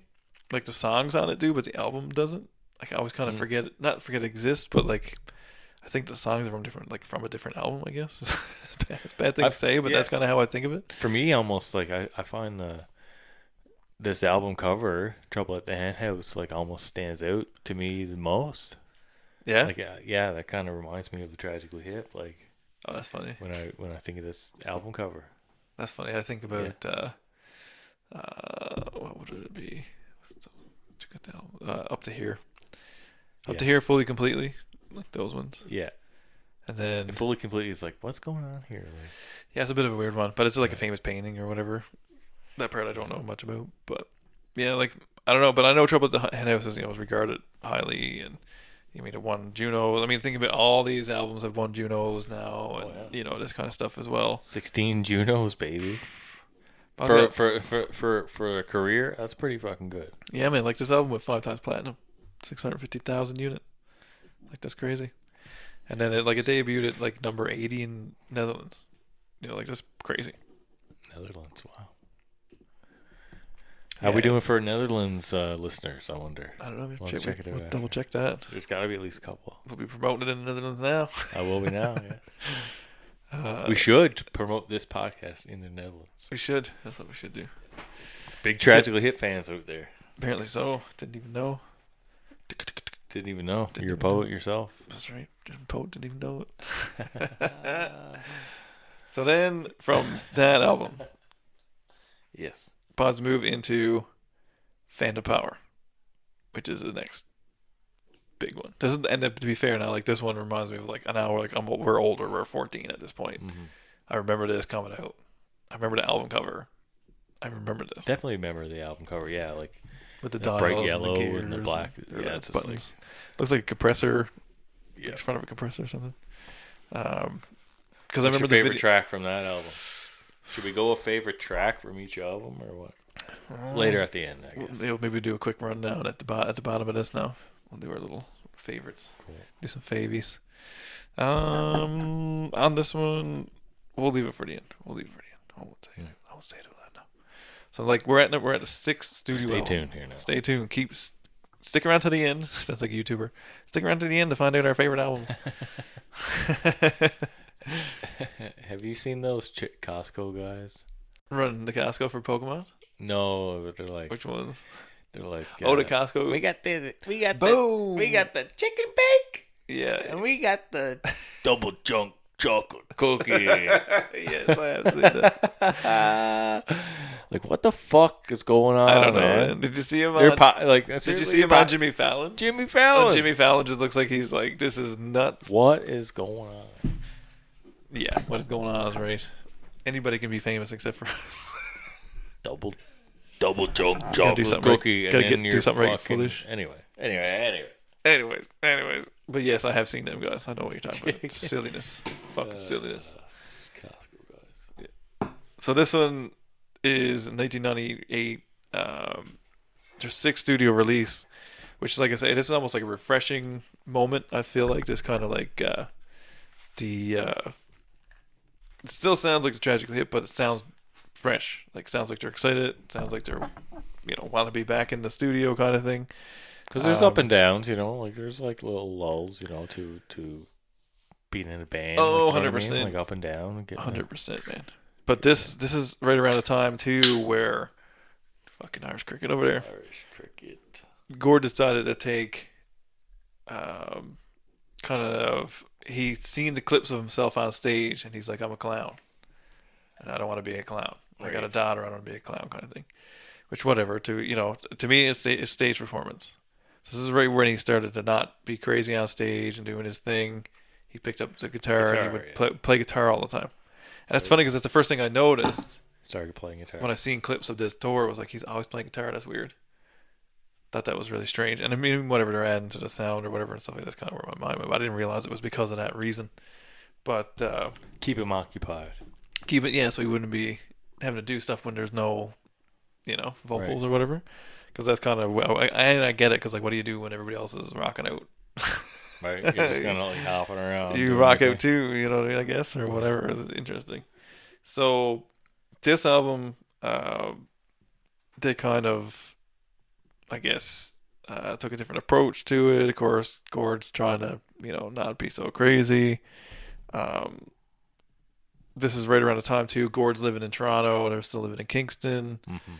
Gord's trying to find his way. I think at this point, like, you're a few albums down the road. Got some solo stuff in there. Yeah, you got to find the words again, kind of thing, or come up with a new word. You got to find something new. You're just looking for inspiration, I guess. You're just doing your thing. You know what I mean? Like trying to find your way. In that position, I get it, because it's one thing to sit around and riff on guitar or stuff like that, but it's another thing to come up with words, tell stories, especially from his, kind of like poet point of view. You almost got to go experience a bunch of shit in order to bring something back, you know what I mean? Mm-hmm. So like, I think that was kind of what was going on here. This is right around kind of where they had a little bit of trouble. Like, this is where the kind of trouble starts. It's right around this era, because this is where they bring in Chris and Kate. So like, after watching the doc, like, what do you think? Like, what was your opinion of that? Like, do you think it was a good idea, or? No, I think it was terrible. I think it was weird, eh? It was. I mean, I don't blame him for trying something different, something new, or just to add a new dynamic to something that was already good. You know what I mean? But yeah, it didn't last long, obviously, right? No. You know what I mean? I'm not going to say it was bad, right? I mean, I'm sure they did pretty well while they're, performing. Yeah. And Oh, stuff. 100%, yeah. And you know what I mean? I'm not going to say they're bad musicians, because they're not at all. They're great, but it just, you know what I mean? Tragically Hip was already kind of set in stone for what they were doing. Yeah. They had a back catalog already of tons of songs that you didn't need messing around with too much. You know what I mean? With other singers or whatever. I mean, like, yeah. Because it was crazy that Gord wanted them to be in the band, like was giving them equal rights. Like, to me, that was crazy. Like, to me, that's crazy. I would have been super pissed with it. Pissed? What are you talking about? Yeah, super pissed. Like, these two weren't around back in the 82, 83, or not even back in not school. Even a like, bit, man. Yeah, like I thought that was a bit crazy. Like I kind of was like, what the fuck is going on here? Because like, and nothing against Gord down or anything, but I find to a certain degree, like, he took a lot more control sometimes than he thought he was, or whatever. You know what I mean? Like, there was these moments where it was like, there was a different dynamic happening. Well, and- yeah. I mean, I think that's just a little, inconsiderate. No matter how you look at Yeah. it. Yeah. I mean, these are your boys. You were in your band. Yeah. You're just gonna add 2 new people and give those 2 equal rights. That Which was kinda that was lessens- weird. Lessens the percentage for the whole. Well, it all lessens the your rest of the effort band. too, right? To make sure what you feel like you've put in to be lessened. You know what I mean? Like Exactly. that's how I was like, holy fuck, I would be pretty pissed with that. I mean, if you're a huge part, if you're Rob Baker, you're pretty pissed. Hell yeah. You know what I mean? Hell yeah. You're Paul Langlois. You're pissed. Your guitar players. Okay, now I'm gonna just give up. To 2 of these new. And so I mean, they probably all got along and they liked each other, Oh, yeah, whatever. But yeah. it's just like, Weird dynamic to throw in there, that's for sure. Weird way to change it up, I guess. Because then you got that going on, and then you got Gord too, trying to like now he's doing the solo thing, and it was kind of brought out on the band without Gord telling them outright. It was other people kind of they found out through other people to a certain degree, like that stuff too was a bit wonky, right? So like, and I thought it was a bit strange that Gord went and did it at that time because it seemed like they were still really popular and stuff. Like, and I didn't. Not that people can do a solo record because the bands are breaking up, because I don't. That's not the point. People can do whatever they want, but I don't know. It felt odd at the time. Even it was like odd timing, and I don't know. Even as a person who never really like, I never followed them that closely, but I just thought that was a weird thing to do at that moment. You're putting out an album and you're putting out a solo album, kind of in between each other or whatever. Like, I don't know. He did some weird stuff like that. That's one thing I will say. But during this time, of course, this is where they're starting to have trouble too, right? Because the Gord's got to come out. This is where they got families. They're all trying to do that stuff, right? So it's a weird dynamic to start with. But I thought that was a weird thing for them all to like strange. well, it's hard, thing. when guys like no one wants to hurt anyone, right? So Yeah. it's like I'm just gonna do it and just throw it out. Yeah, it was weird. Yeah, you know what I mean? It's like It was cool in the end, like when they all talk about it, it's like, well, it wasn't super awesome. It wasn't what we thought it was going to be, like, because they were all worried it was going to be this blow to Tragically Hip out of the water thing or whatever, and right? That's kind And it of wasn't reassure really. them that Yeah. Tragically Hip's not going anywhere because this surely isn't going number 1. Yeah. You know what I mean? Yeah. And not to say it's bad, it's not that type of music. It's No. just not that type of music. But it was fun. I thought that was funny. But like, and they said too, like, I mean, it was kind of, in the end, it was like, it was probably the best thing that ever happened because now Gord went and He got it off did his all chest. this stuff. He got it off his chest. He could do this Absolutely. thing that he wanted to do versus what everybody wanted to do, which Yes. totally get the merit of that, right? Which then, of course, freed the guys up to do their own thing, right? Like Paul put out a solo album, Rob put out a solo album, Yeah. Like it gave everybody a little bit more leeway, which was nice, I think. And I think that was the refreshing of Phantom Power and the refreshingness that became like Music at Work, because those two albums, like, sound very similar. Like they could almost be an extension of each other. Because Music at Work's Classic video too. classic video, yeah. But Music at Work was. This is like, I mean, we're older now. Like, it's in 2000.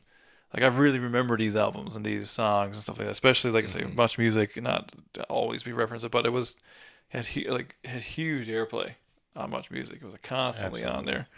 Because Poets and My Music at Work seemed like they came out.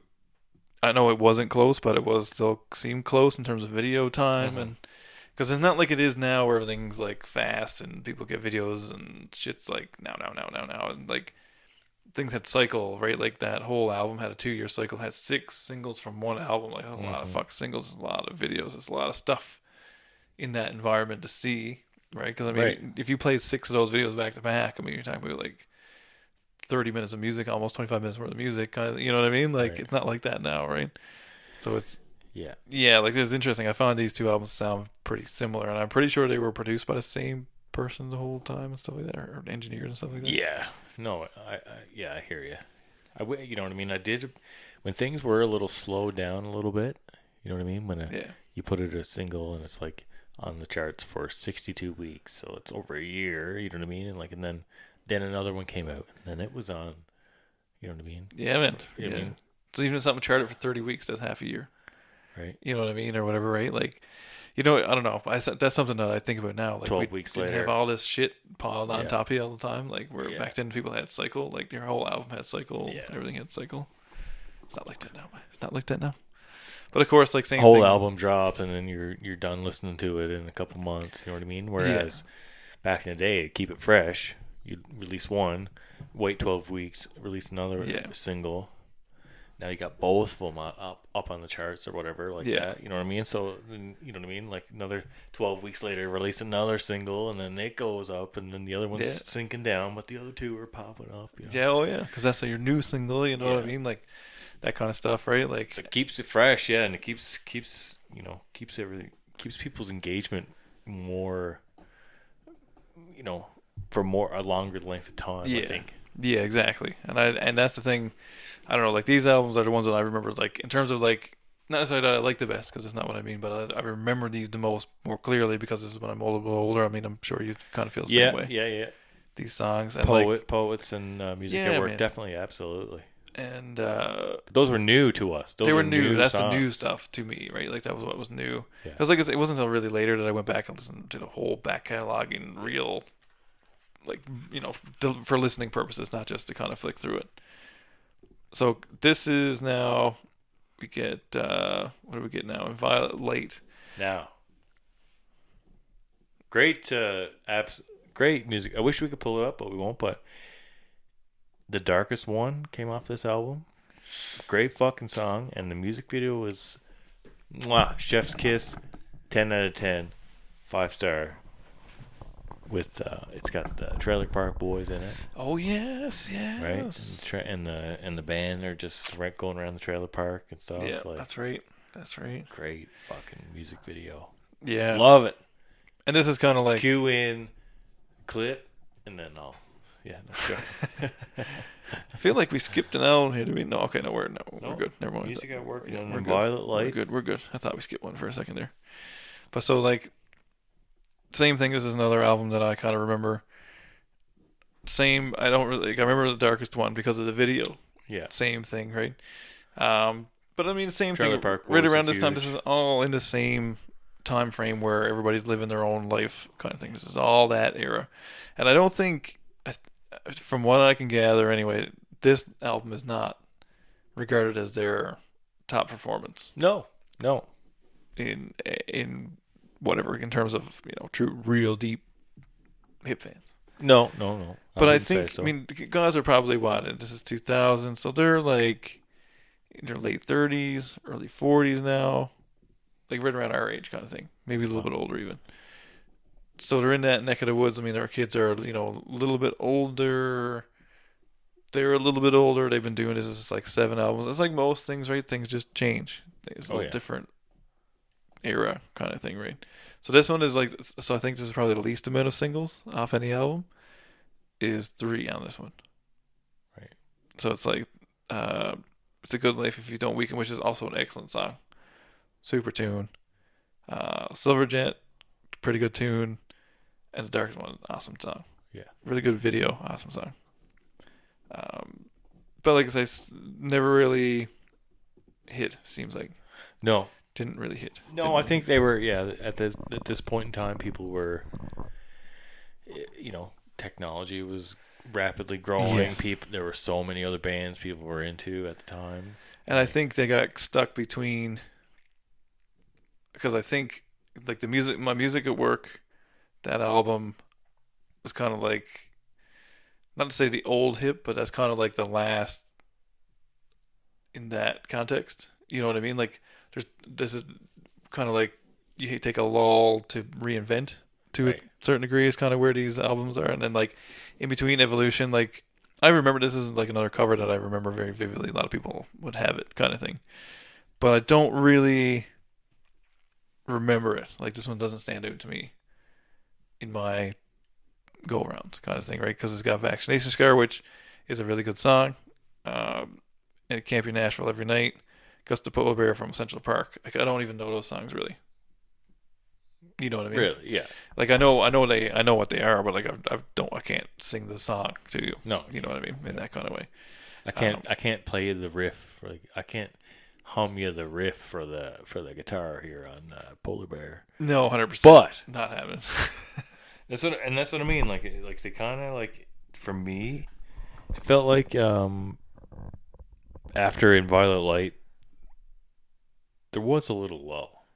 Oh yeah, and I mean, And you're heading even in the into documentary, this is when they kind of lull. talk about it, right? Where Gord Yeah. noticed that we started to notice that the top bowl wasn't full, and Gord hated it.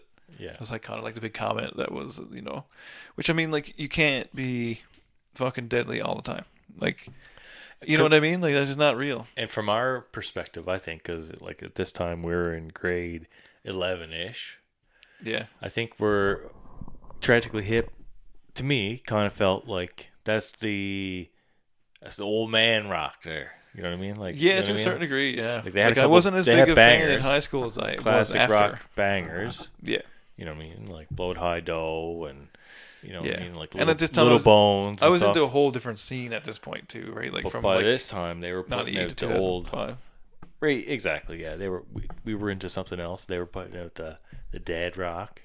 Yeah, to a certain degree, yeah. You know what I mean? Music at Work, like that song. Like, you know what I mean? Like now I love it. Yeah. Oh yeah. I mean, a few But years back later, when I was in you grade know, 11, it was. it wasn't on my list. You know what I mean? Not necessarily. I mean, I might listen to it. It might have been on a playlist, but like it wasn't. Wasn't System of a Down at the time. No, it or wasn't Korn. It uh, wasn't Rage. It wasn't Deftones. It wasn't Glassjaw or whatever. Yeah. You know what I mean? Whatever year you want to talk about, right? Right. I was just it's just a whole different thing, completely whole different That's thing. right. That's where that's We, really and that's it. what, that's all about being a human and growing and getting into different Yeah, man. things. You know what I mean? Just because you're not into it at the time doesn't mean you're not going to be into it at another point in time in your life. Oh yeah, I mean, there's stuff I'm into now. I never ever thought in all my days I Absolutely. would be into. So don't diss it right now, No, don't diss it now. because you're gonna maybe like it later. That's right. And you probably will. It's That's like right. mashed potatoes. Life lessons. You might not like it when you're a kid, but you'll like it later. Ooh. You'll appreciate it. Oh, appreciate any cooked meal when you're older. When you're older. Well, let's take a little pause. Yeah. Right up in here, and then we're gonna get into. So we're not quite finished episode 3. We got a few more things to talk about on episode 3, but I wanted to talk about. Want to talk about World Container because it's involves Bob Rock, and this is kind of like a change up. This is kind of where things get a little bit weird in Tragically Hip world. So give us a couple minutes. We'll be right back. All right, everybody, we're back. So we'll come back in on World Container. So this was a big album of the time. So this came out October 17th, 2006. Big comeback, I think. Yeah, so this was kind of like this is kind of like what everything was leading to, I think, for the last couple albums, per se. So at this juncture, this is where like the band feels like they got to take a step back. Yeah. Or they were taking a step back without trying, kind of thing. Like they went from playing arenas to playing theaters. That's right. You know what I mean? That kind of thing. So they kind of felt like success was waning or whatever. So how do you fucking deal with that? You get Bob Rock to come produce your fucking album for you. Bob Rock. So Bob Rock, Hit us with some Bob Canadian legend. Bob Rock facts. See here now. So I want to be sure of what I'm saying. So I am gonna Google it. Some Bob Rock facts. I want to get his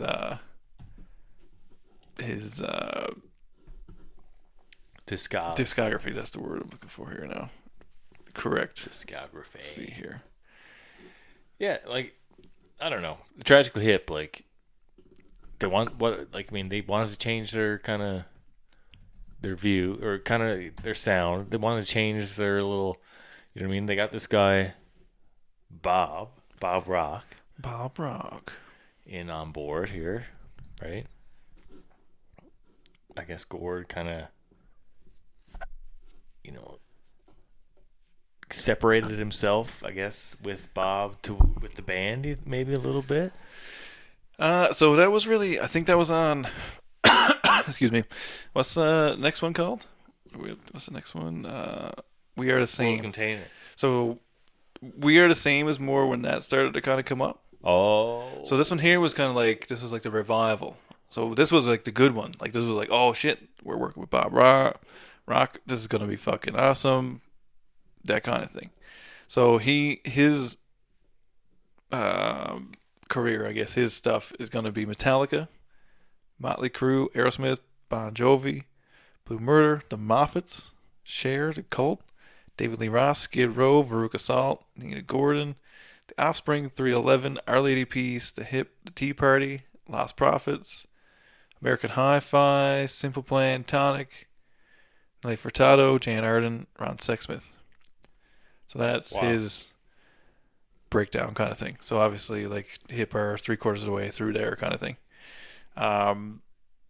Yeah. So that's the reason they brought him on. Is because of that. But he is also part of the Saint Anger issue. So we'll leave it with that. We'll leave it right there anyway. But they bring on Bob Rock, of course, to revive the band. Saint Anger. And then they make Saint Anger. But World Container was like a big album. I think so. Because we were 2006, so it makes what 21 or whatever. Yeah, That's like when I In first... View and You're Not the Ocean were the big tunes from that one. I think there's 4 singles, but that's the big. That's when I first saw Tragically Hip for the first time. The World Container tour. On that tour, eh? That's pretty sick. It's pretty savage. I'm pretty sure I've seen him around that time as well. From that album, I like In View. Yeah. Great song. And Lonely End of the Rink. Well, the Ring is good too, yeah. Yes. Yeah, that's a good tune.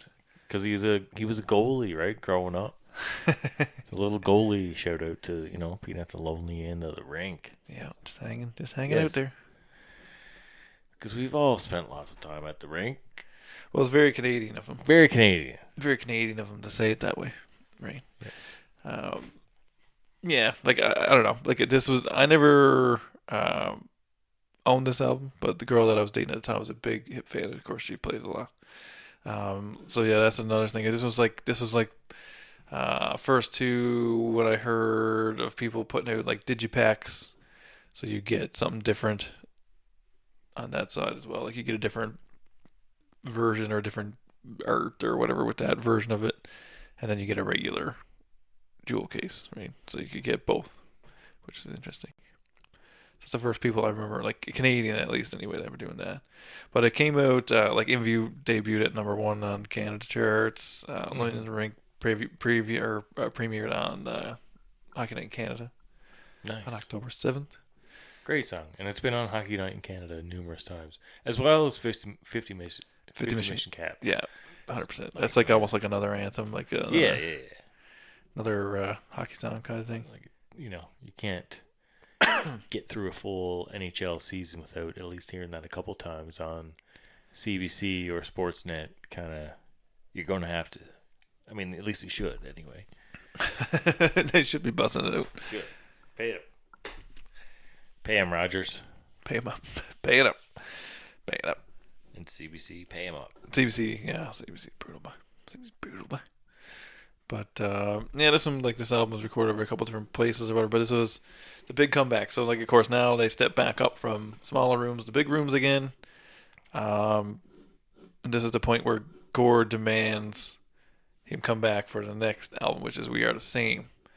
So now this is another kind of scrupulous time for the band, if you will. So this is like what you were talking about, is where now they're starting to separate. They're kind of doing something different, like Bob and Gorder. Go up to the cabin. Yeah, they're doing their own thing, kind of thing, and the boys get sent off, right? So the boys goes on, and it comes back, and now they got all the vocals tracked, recorded, and all this stuff. So it's a bit weird. Like they're kind of treat like the band was kind of treating them more like the musicians versus part of the band. It was like almost like Gord's thing. So that became a problem. Sinclair and Rob both walked out of sessions during this time, and so same thing. Like it's another scrupulous thing, and of course. George Stropalopoulos talks about it in their, everybody kind of puts Tragically Hip on a pedestal kind of thing, not realizing there's all this turmoil that kind of goes with the band, right? So like that was kind of like an eye-opening thing to me. I found watching it was all of the kind of conflict that kept going, kept happening. You know what I mean? Like, which I didn't realize was part of the thing because I didn't ever talk. It's not like Motley Crue, or you know what I mean. You hear about all this craziness going on, you don't hear about it, but they were going through all this tough shit. You know what I mean? During all this time, right? Like, it's a bit crazy, man. Like, they're very studious dudes or whatever. You know what I mean? Like, they know how to put that up. It was crazy that they did that, but it's crazy to me. Like, they went behind their back and fucking recorded those vocals and all this kind of weird stuff. Like, that was strange and weird to me. And but this is a album I'm not super familiar with either. Like, it kind of came out later. I wasn't necessarily following them at all at this point. No, not at this point. But one particular song that I love from this album is called "Morning Moon." Oh yeah. So, a song that I haven't heard, I didn't hear when it was released. I wasn't quite following Tragically Hip at the time. Yeah. But I did hear it on CKUA. Oh shit. Radio early in the morning, one morning, and I'm like, holy crap! Like it felt to me like a new Tragically Hip song that I hadn't heard before, and so it totally was like, holy crap! Like, I love this song. Like, it's great, right? So I Shazammed it right away, right? Just got like, wow, Tragically Hip, Morning Moon. It's like, okay, like, like We Are the Same. Like, I didn't know this album really much at all. Not at all. At the time. So I thought it was kind of interesting to see kind of behind the scenes that process of recording that album, right? With him and stuff like that. And and then to know like the song came out of it at least. I mean, hey, I like that part of it, but it's not really great to see how the band was affected by the whole process. Yeah, and it did really, really affect the band, I think. And it's like, to me, and I'm not saying, because I'm a big fan of Bob, but in this situation, I think what he did was not right. Like, he even admits, like, I shouldn't have done that. Like, that was probably not how you do business. No. And like the way that I was taught about working with bands is exactly that. Like, I would never in my life be like, I'm going to record this part and not let anybody know. You know what I mean? Like, have other people do it. All this kind of weird stuff. Sneaky like that. Being a bit sneaky, but like, I wouldn't know. That's not for me. Like, I wouldn't have that. You know what I mean? No. Like, the fact that same context as before, like, they were willing to forgive and forget, essentially, to move forward with the band, which is what they all wanted to do. You know what I mean? So really, I don't know, interesting fucking dynamic, which same thing, was never privy to. I didn't know any of this stuff. I'm a big Bob Rock fan, but I didn't know anything about any of this stuff. No. I think the idea of, recording people separately is not a bad idea, but I think the execution of it is not quite the same, where it needs to be. He did it a little bit differently. We're not deliberately or whatever. I don't know. It was weird. Involving other members of the band in on situations. Yeah, being like, oh, we're all gonna, saying, okay, we're gonna go record some stuff, and then everybody take a break first, and then they don't actually take a break. You're like, I don't know, just dodgy. Like I say, there was a few moments there where, like, as much as Gord's a treasure, I don't know if it's, I'm not saying like he's a bad person or whatever. Just to me, that was a bad call on everybody's behalf, right? Not say blame necessarily all on Bob Rock or whatever, but just not a good call, I don't feel like. But again, same idea, like, album did well in Canada, but not really, not a big deal kind of thing. And then now for Plan A, of course, this is the 12th Hip album now.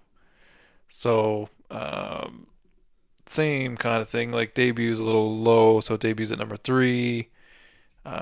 This was a few years after, too. So this would have been in 2012. Yeah, so it's like 4 years later. 2009 to 2012, there was a bit of a gap there, so. Yeah, and I mean, at this point, too, so if I'm not mistaken,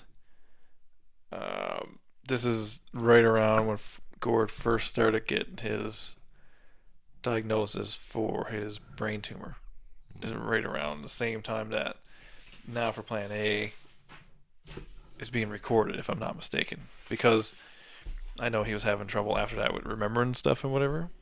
But I think that's the next thing or whatever. So now this starts into episode 4, which is the final episode now. So I didn't write any notes on that. I just wrote the end because that's the end of the thing. So it starts off with them doing Now for Plan A, which is kind of what was in the works already.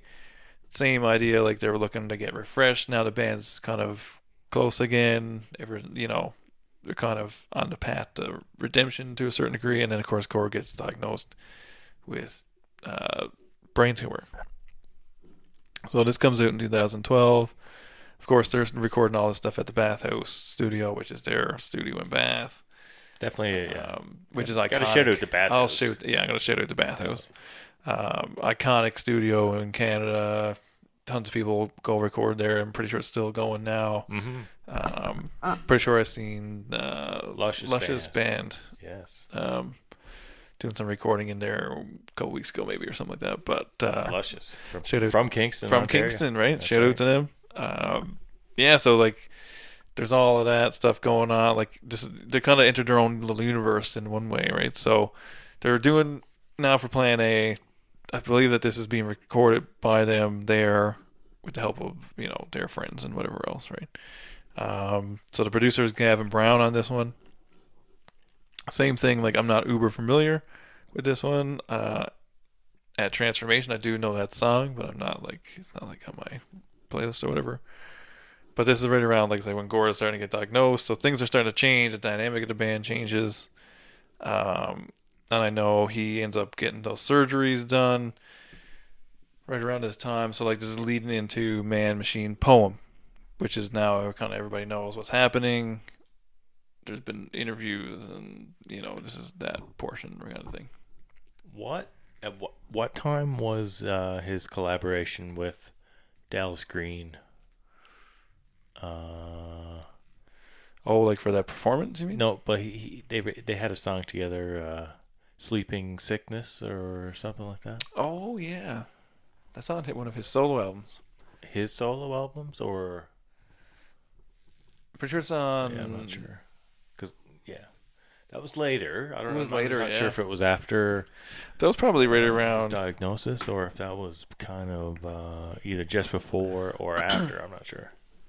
Yeah, but anyway, it's a really good song because they got that Juno performance where Gord comes out and sings. Oh my lord, the song with Dallas anyway for City Color. You can check that out anyway. It'll be on the interwebs. Great. Sweet performance. Pretty sure it was for Junos. I want to say it was for Junos anyway. But pretty fantastic. Fantastic. It's fantastic. So he goes and gets a bunch of surgeries done, like he's talking to. So like, this is the part where I started to find it a bit hard to watch. Not necessarily hard to watch, but you know what I mean? Like, it was starting to get like, oh shit, like you can see Gord doesn't look great all the time in every video. He doesn't look great in the interviews. I'm pretty sure, like I say, he's had one or two surgeries at this point. At least one anyway. Because that was kind of like the part of the thing was like, well, you're going to lose your memory for time. That's your options kind of thing or whatever, right? So he chose to take time and lose some of his memory. So he's talking to like Peter Mangebridge, and he's got like, everybody knows Peter Mangebridge, and he's got his name written on his hand and all that kind of stuff. He's talking about that stuff's heartbreaking. And he talks about his kid, like his kid's only 10 years old, and that's what, because he asked him if that's kid, well, was he worried about dying, and he's like, I'm not worried about that. I'm just worried about my kid. That kind of. That's the only time I've seen him get emotional about dying in any interview was only around those types of questions. It wasn't if it was anything personal, it didn't seem to bug him as much. Mm-hmm. So he of course he does Man, Machine, Poem, which is the final tour. So they whipped that out. I mean, that's like, wasn't that something? Like, man, Like, how do you, fucking, everybody knows you're dying, and then you get up on stage every night, and you say goodbye to however many thousand people every night, Man. right? Like, crazy. Like, I don't know how he did it, man. Like, I don't, and the thing is like, when you see the video of him from where he started when they were rehearsing this stuff to what it looked like for everybody to see, Yeah. it's fucking crazy. Because he was nowhere near in shape to perform anything. He didn't know no words. No, it was crazy. He had to use a teleprompter. Because like the part that was his tumor was affecting like his memory and speech and stuff like that. So it was like, yeah, it was crazy. Like, and like he just looked feeble. Like, because yeah, if you had to show me that before I heard about it, you know what I mean? Like, I would have been like, this is not happening, man. There's no fucking way that's happening. Like the clips of him in that room, like with the TV in front of him with the fucking words up on it, and then he's got his big giant beard kind of thing, and he just looks like this old frail man. And it's like, holy shit. And then the progress of all that, and then they talk about that first show in Victoria, and it's like they don't know. Like, even Rob at that point is like, I don't know if we're going to do this or not. Like, I just don't know if we're going to be able to do this. And then he went and did a fucking entire tour across Canada. Ends in Kingston. Hometown show. Broadcasted on the fucking... right? Like, nationally. What are you talking about? Like, holy fuck. CBC across Canada. More people tuned into this than like it was ridiculous numbers, like 23 million people or something like that. It's the second highest viewed thing in Canada ever. Yeah. Don't quote me on the numbers, but I think it's 13. I want to say 13 million people. 13. I could be wrong. That's pretty big.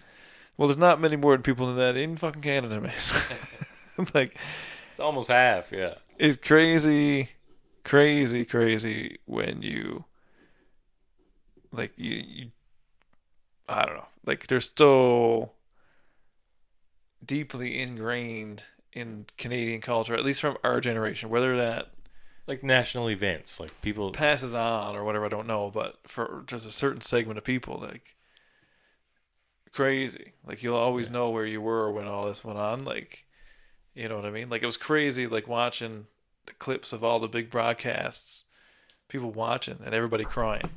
Yeah. And I know. Like, it was crazy. I got like that too. Yes, man. Even watching it, I was bawling watching the final episode. It was a hard one to watch, man. Like, it was like, there's like tons of inspiring moments in it, because you look at this man who is like completely crushed, knows he's dying, fucking having to take just shitty medicine you know what I mean? Like, everybody kind of knows somebody in that situation, how shitty that was. Yeah.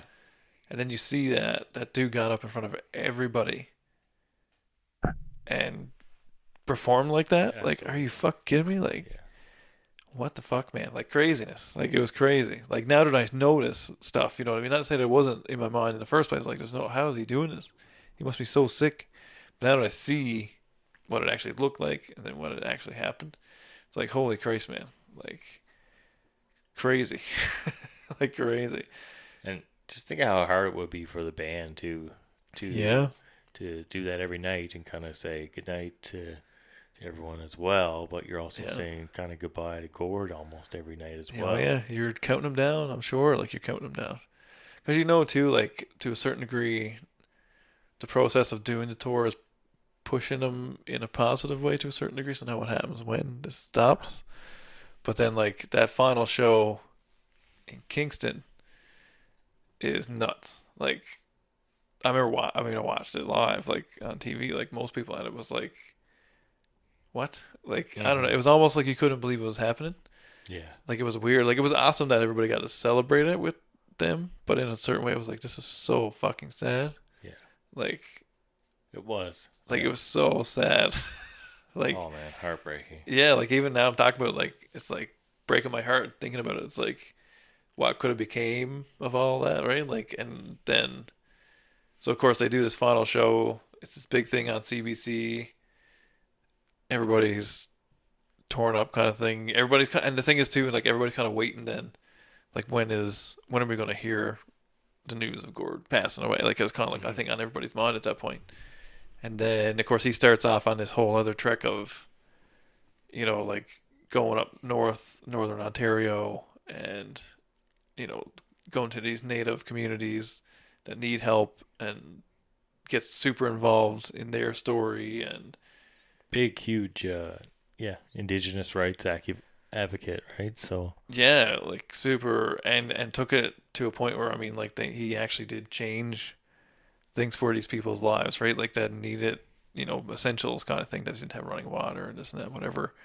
And the fact that they all followed him into that kind of thing, like it's at the end, it was like, and I get it. It was like we're doing a service to our friend, but it was just so I don't know.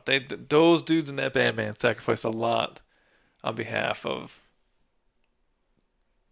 the band. You know what I mean? Like I don't know how to explain it in that way, but like it's like even like going ahead and agreeing to do, I even though it's a good thing to do, it's like even agreeing to go ahead and do all this stuff is like very wholesome. You know what I mean? Like it's crazy how they followed him all the way to the end, kind of thing, and like, and then of course like at the end, Paul of course is there bringing him back and forth to his treatments, and like it gets really sad towards the end. Like it's hard to watch him get torn down. You know what I mean? Yeah. At the end, like that part's hard to That's watch. a fucking motherfucker. Yeah. Yeah. Fucking fuck cancer. Fuck cancer. Yeah. It just it's crazy to watch, and then kind of watch all that, and then to see, he passes away. So now we're, that part's kind of in the books or whatever. So to see those guys kind of move on, I mean, it seemed like it obviously took them a few years to even get the wheel to turn properly again at all, which I totally understand because, I mean, this is all they've ever done for 30 years at that point? Yeah. Right, so Yeah, I mean, we're maybe rolling up even on more. 40 years 40 now. years, Like yeah. this next couple of years will be 40 years or whatever. This year's 40 years, I guess. So for like, it just, I can't even. Irish crickets for Tragically Hip. There you go. There it is. Oh, crispy. But I don't know. I just can't imagine picking up the pieces after that and then having to do all that. But like, I'm glad that they haven't tried to do any sort of tribute thing. Like a different, if they want to do a With a tribute, different not a singer, you tribute mean? thing. I don't mean a tribute thing because they could do a tribute thing. Like if they want to do a one-off tribute thing for charity or whatever, that's fine. But I'm glad that they didn't be like, well, let's just get a new singer and Push a new album out. try something else. Yeah, because I don't think that would have been. They're bros, man. They're good. Yeah, like they had a whole and then they did that one performance with Feist, and it was good. I mean, it was wicked, really, but it was a one-off, one song or whatever thing for Juno Yeah. 50th anniversary thing or whatever, and that's cool. Like that's fine. Something like that, fine. And I think that'd be great to do a It'd be sick to anniversary see. thing, or Yeah. you know what I mean, or Yeah, they were very. I don't know. They just took everything in stride, in a very gentlemanly way. As much as there's a lot of fuckery, but they weren't. It didn't seem like anybody was trying to fuck anybody over on purpose. no. They're all, and they're still friends. You know what I mean? Like all that.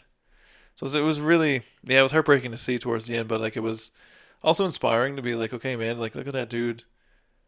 Like he's on his deathbed and he's doing this. Mm-hmm. Like we whine about such little things sometimes, I suppose, or Yeah. whatever. And you see this man giving it his whole, leaving it fully on the stage because that's what he knows and this is what he wants. And that's it. There's no more to it than that. You know what I mean? Like, I have to do this. And that's it. It was crazy. Yeah, it was super good. Way better than I expected. Yeah. And, kudos to Mike for putting that thing together and whoever helped him with all that stuff. But, yeah, really sad and inspiring. Like, crazy history. Yeah. Crazy Canadian history kind of thing. Like, so much Canadiana packed into there. Yeah. And definitely worth like rewatching as well. I think for any fan or anyone who's definitely interested in Canadian history and stuff like that. So yeah, there's a lot of cool tidbits and like stuff that you can go kind of deep dive yourself into, which is interesting.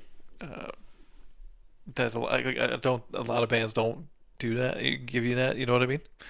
So it's really interesting to see that kind of come out, and it was. I don't know. It was a really enlightening documentary for me. I thought it was really good, and like I said, I kind of recently watched it, so it's a little bit fresh. But Right. it was really, yeah, it was really refreshing to watch, and like gave me a totally different perspective on what the Tragically Hip were, kind of thing.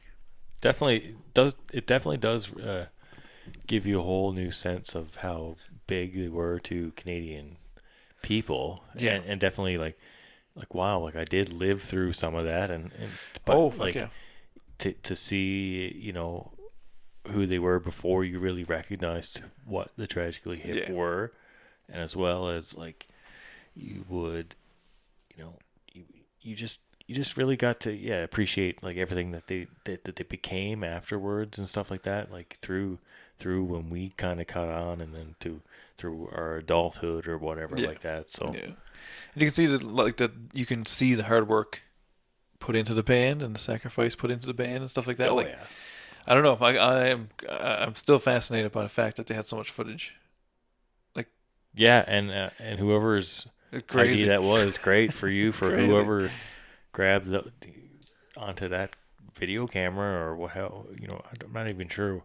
Yeah, I think it was. I'm assuming it's Mike. Like I don't know. But it was crazy to see some of that stuff. It felt super fresh. It was really weird. Yeah. Sometimes you'd see Gord on screen and it was like, now I don't know. Yeah. Even though you knew it was from the '90s, even it was just like there's something about it.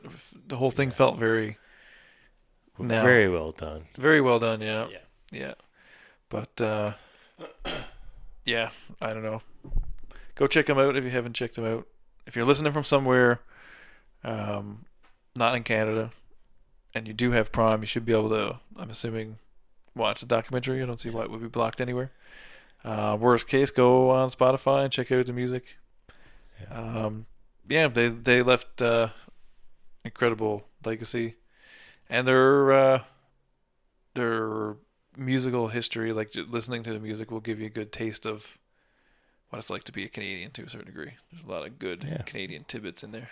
Read along with the lyrics. Read along with the lyrics, yeah. The lyrics are well worth it. I'm not a huge lyric guy, but I've read a lot of his lyrics. And Definitely, yeah, worth reading along. 100%, I agree with that. Well, Ryan, my friend, we'll Wrap it up here, folks. wrap it up there. Half as long as the documentary. There we go. But no, everybody, thank you so much. Been a really good couple months, and it was fun to do this. And we'll give this a old crack for on the YouTubes there. See if we can't see what that looks like. So, see if we will.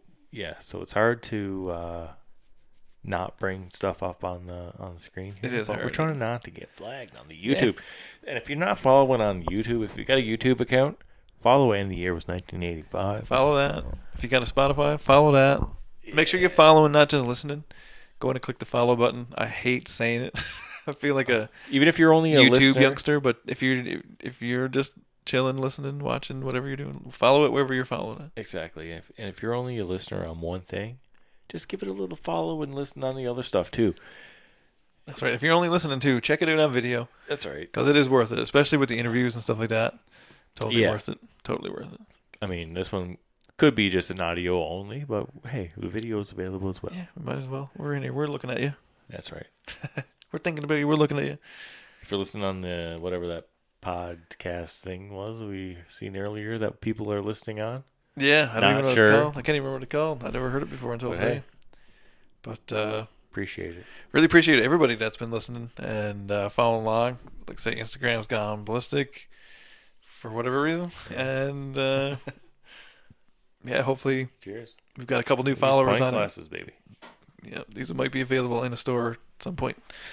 But we'll be back next week with Matt Wells. Matt Wells. From St. John's, Newfoundland. Matt Wells, actor, musician, a little much music, VJ, TV Flavor personality. been into? Oh man, he's jeez. It's gonna be a good one. Big guest, That's another big time. guest. Another big guest. It's gonna be good. So everybody, come back for that one. Come back. Come on back. Yeah, we'll maybe put up a Instagram post of our favorite hip tunes that you can add to a playlist. Nice. We'll put that up maybe. We'll do that. And yeah, everybody, thank you so much for listening along. It's been another episode of And the Year was 1985.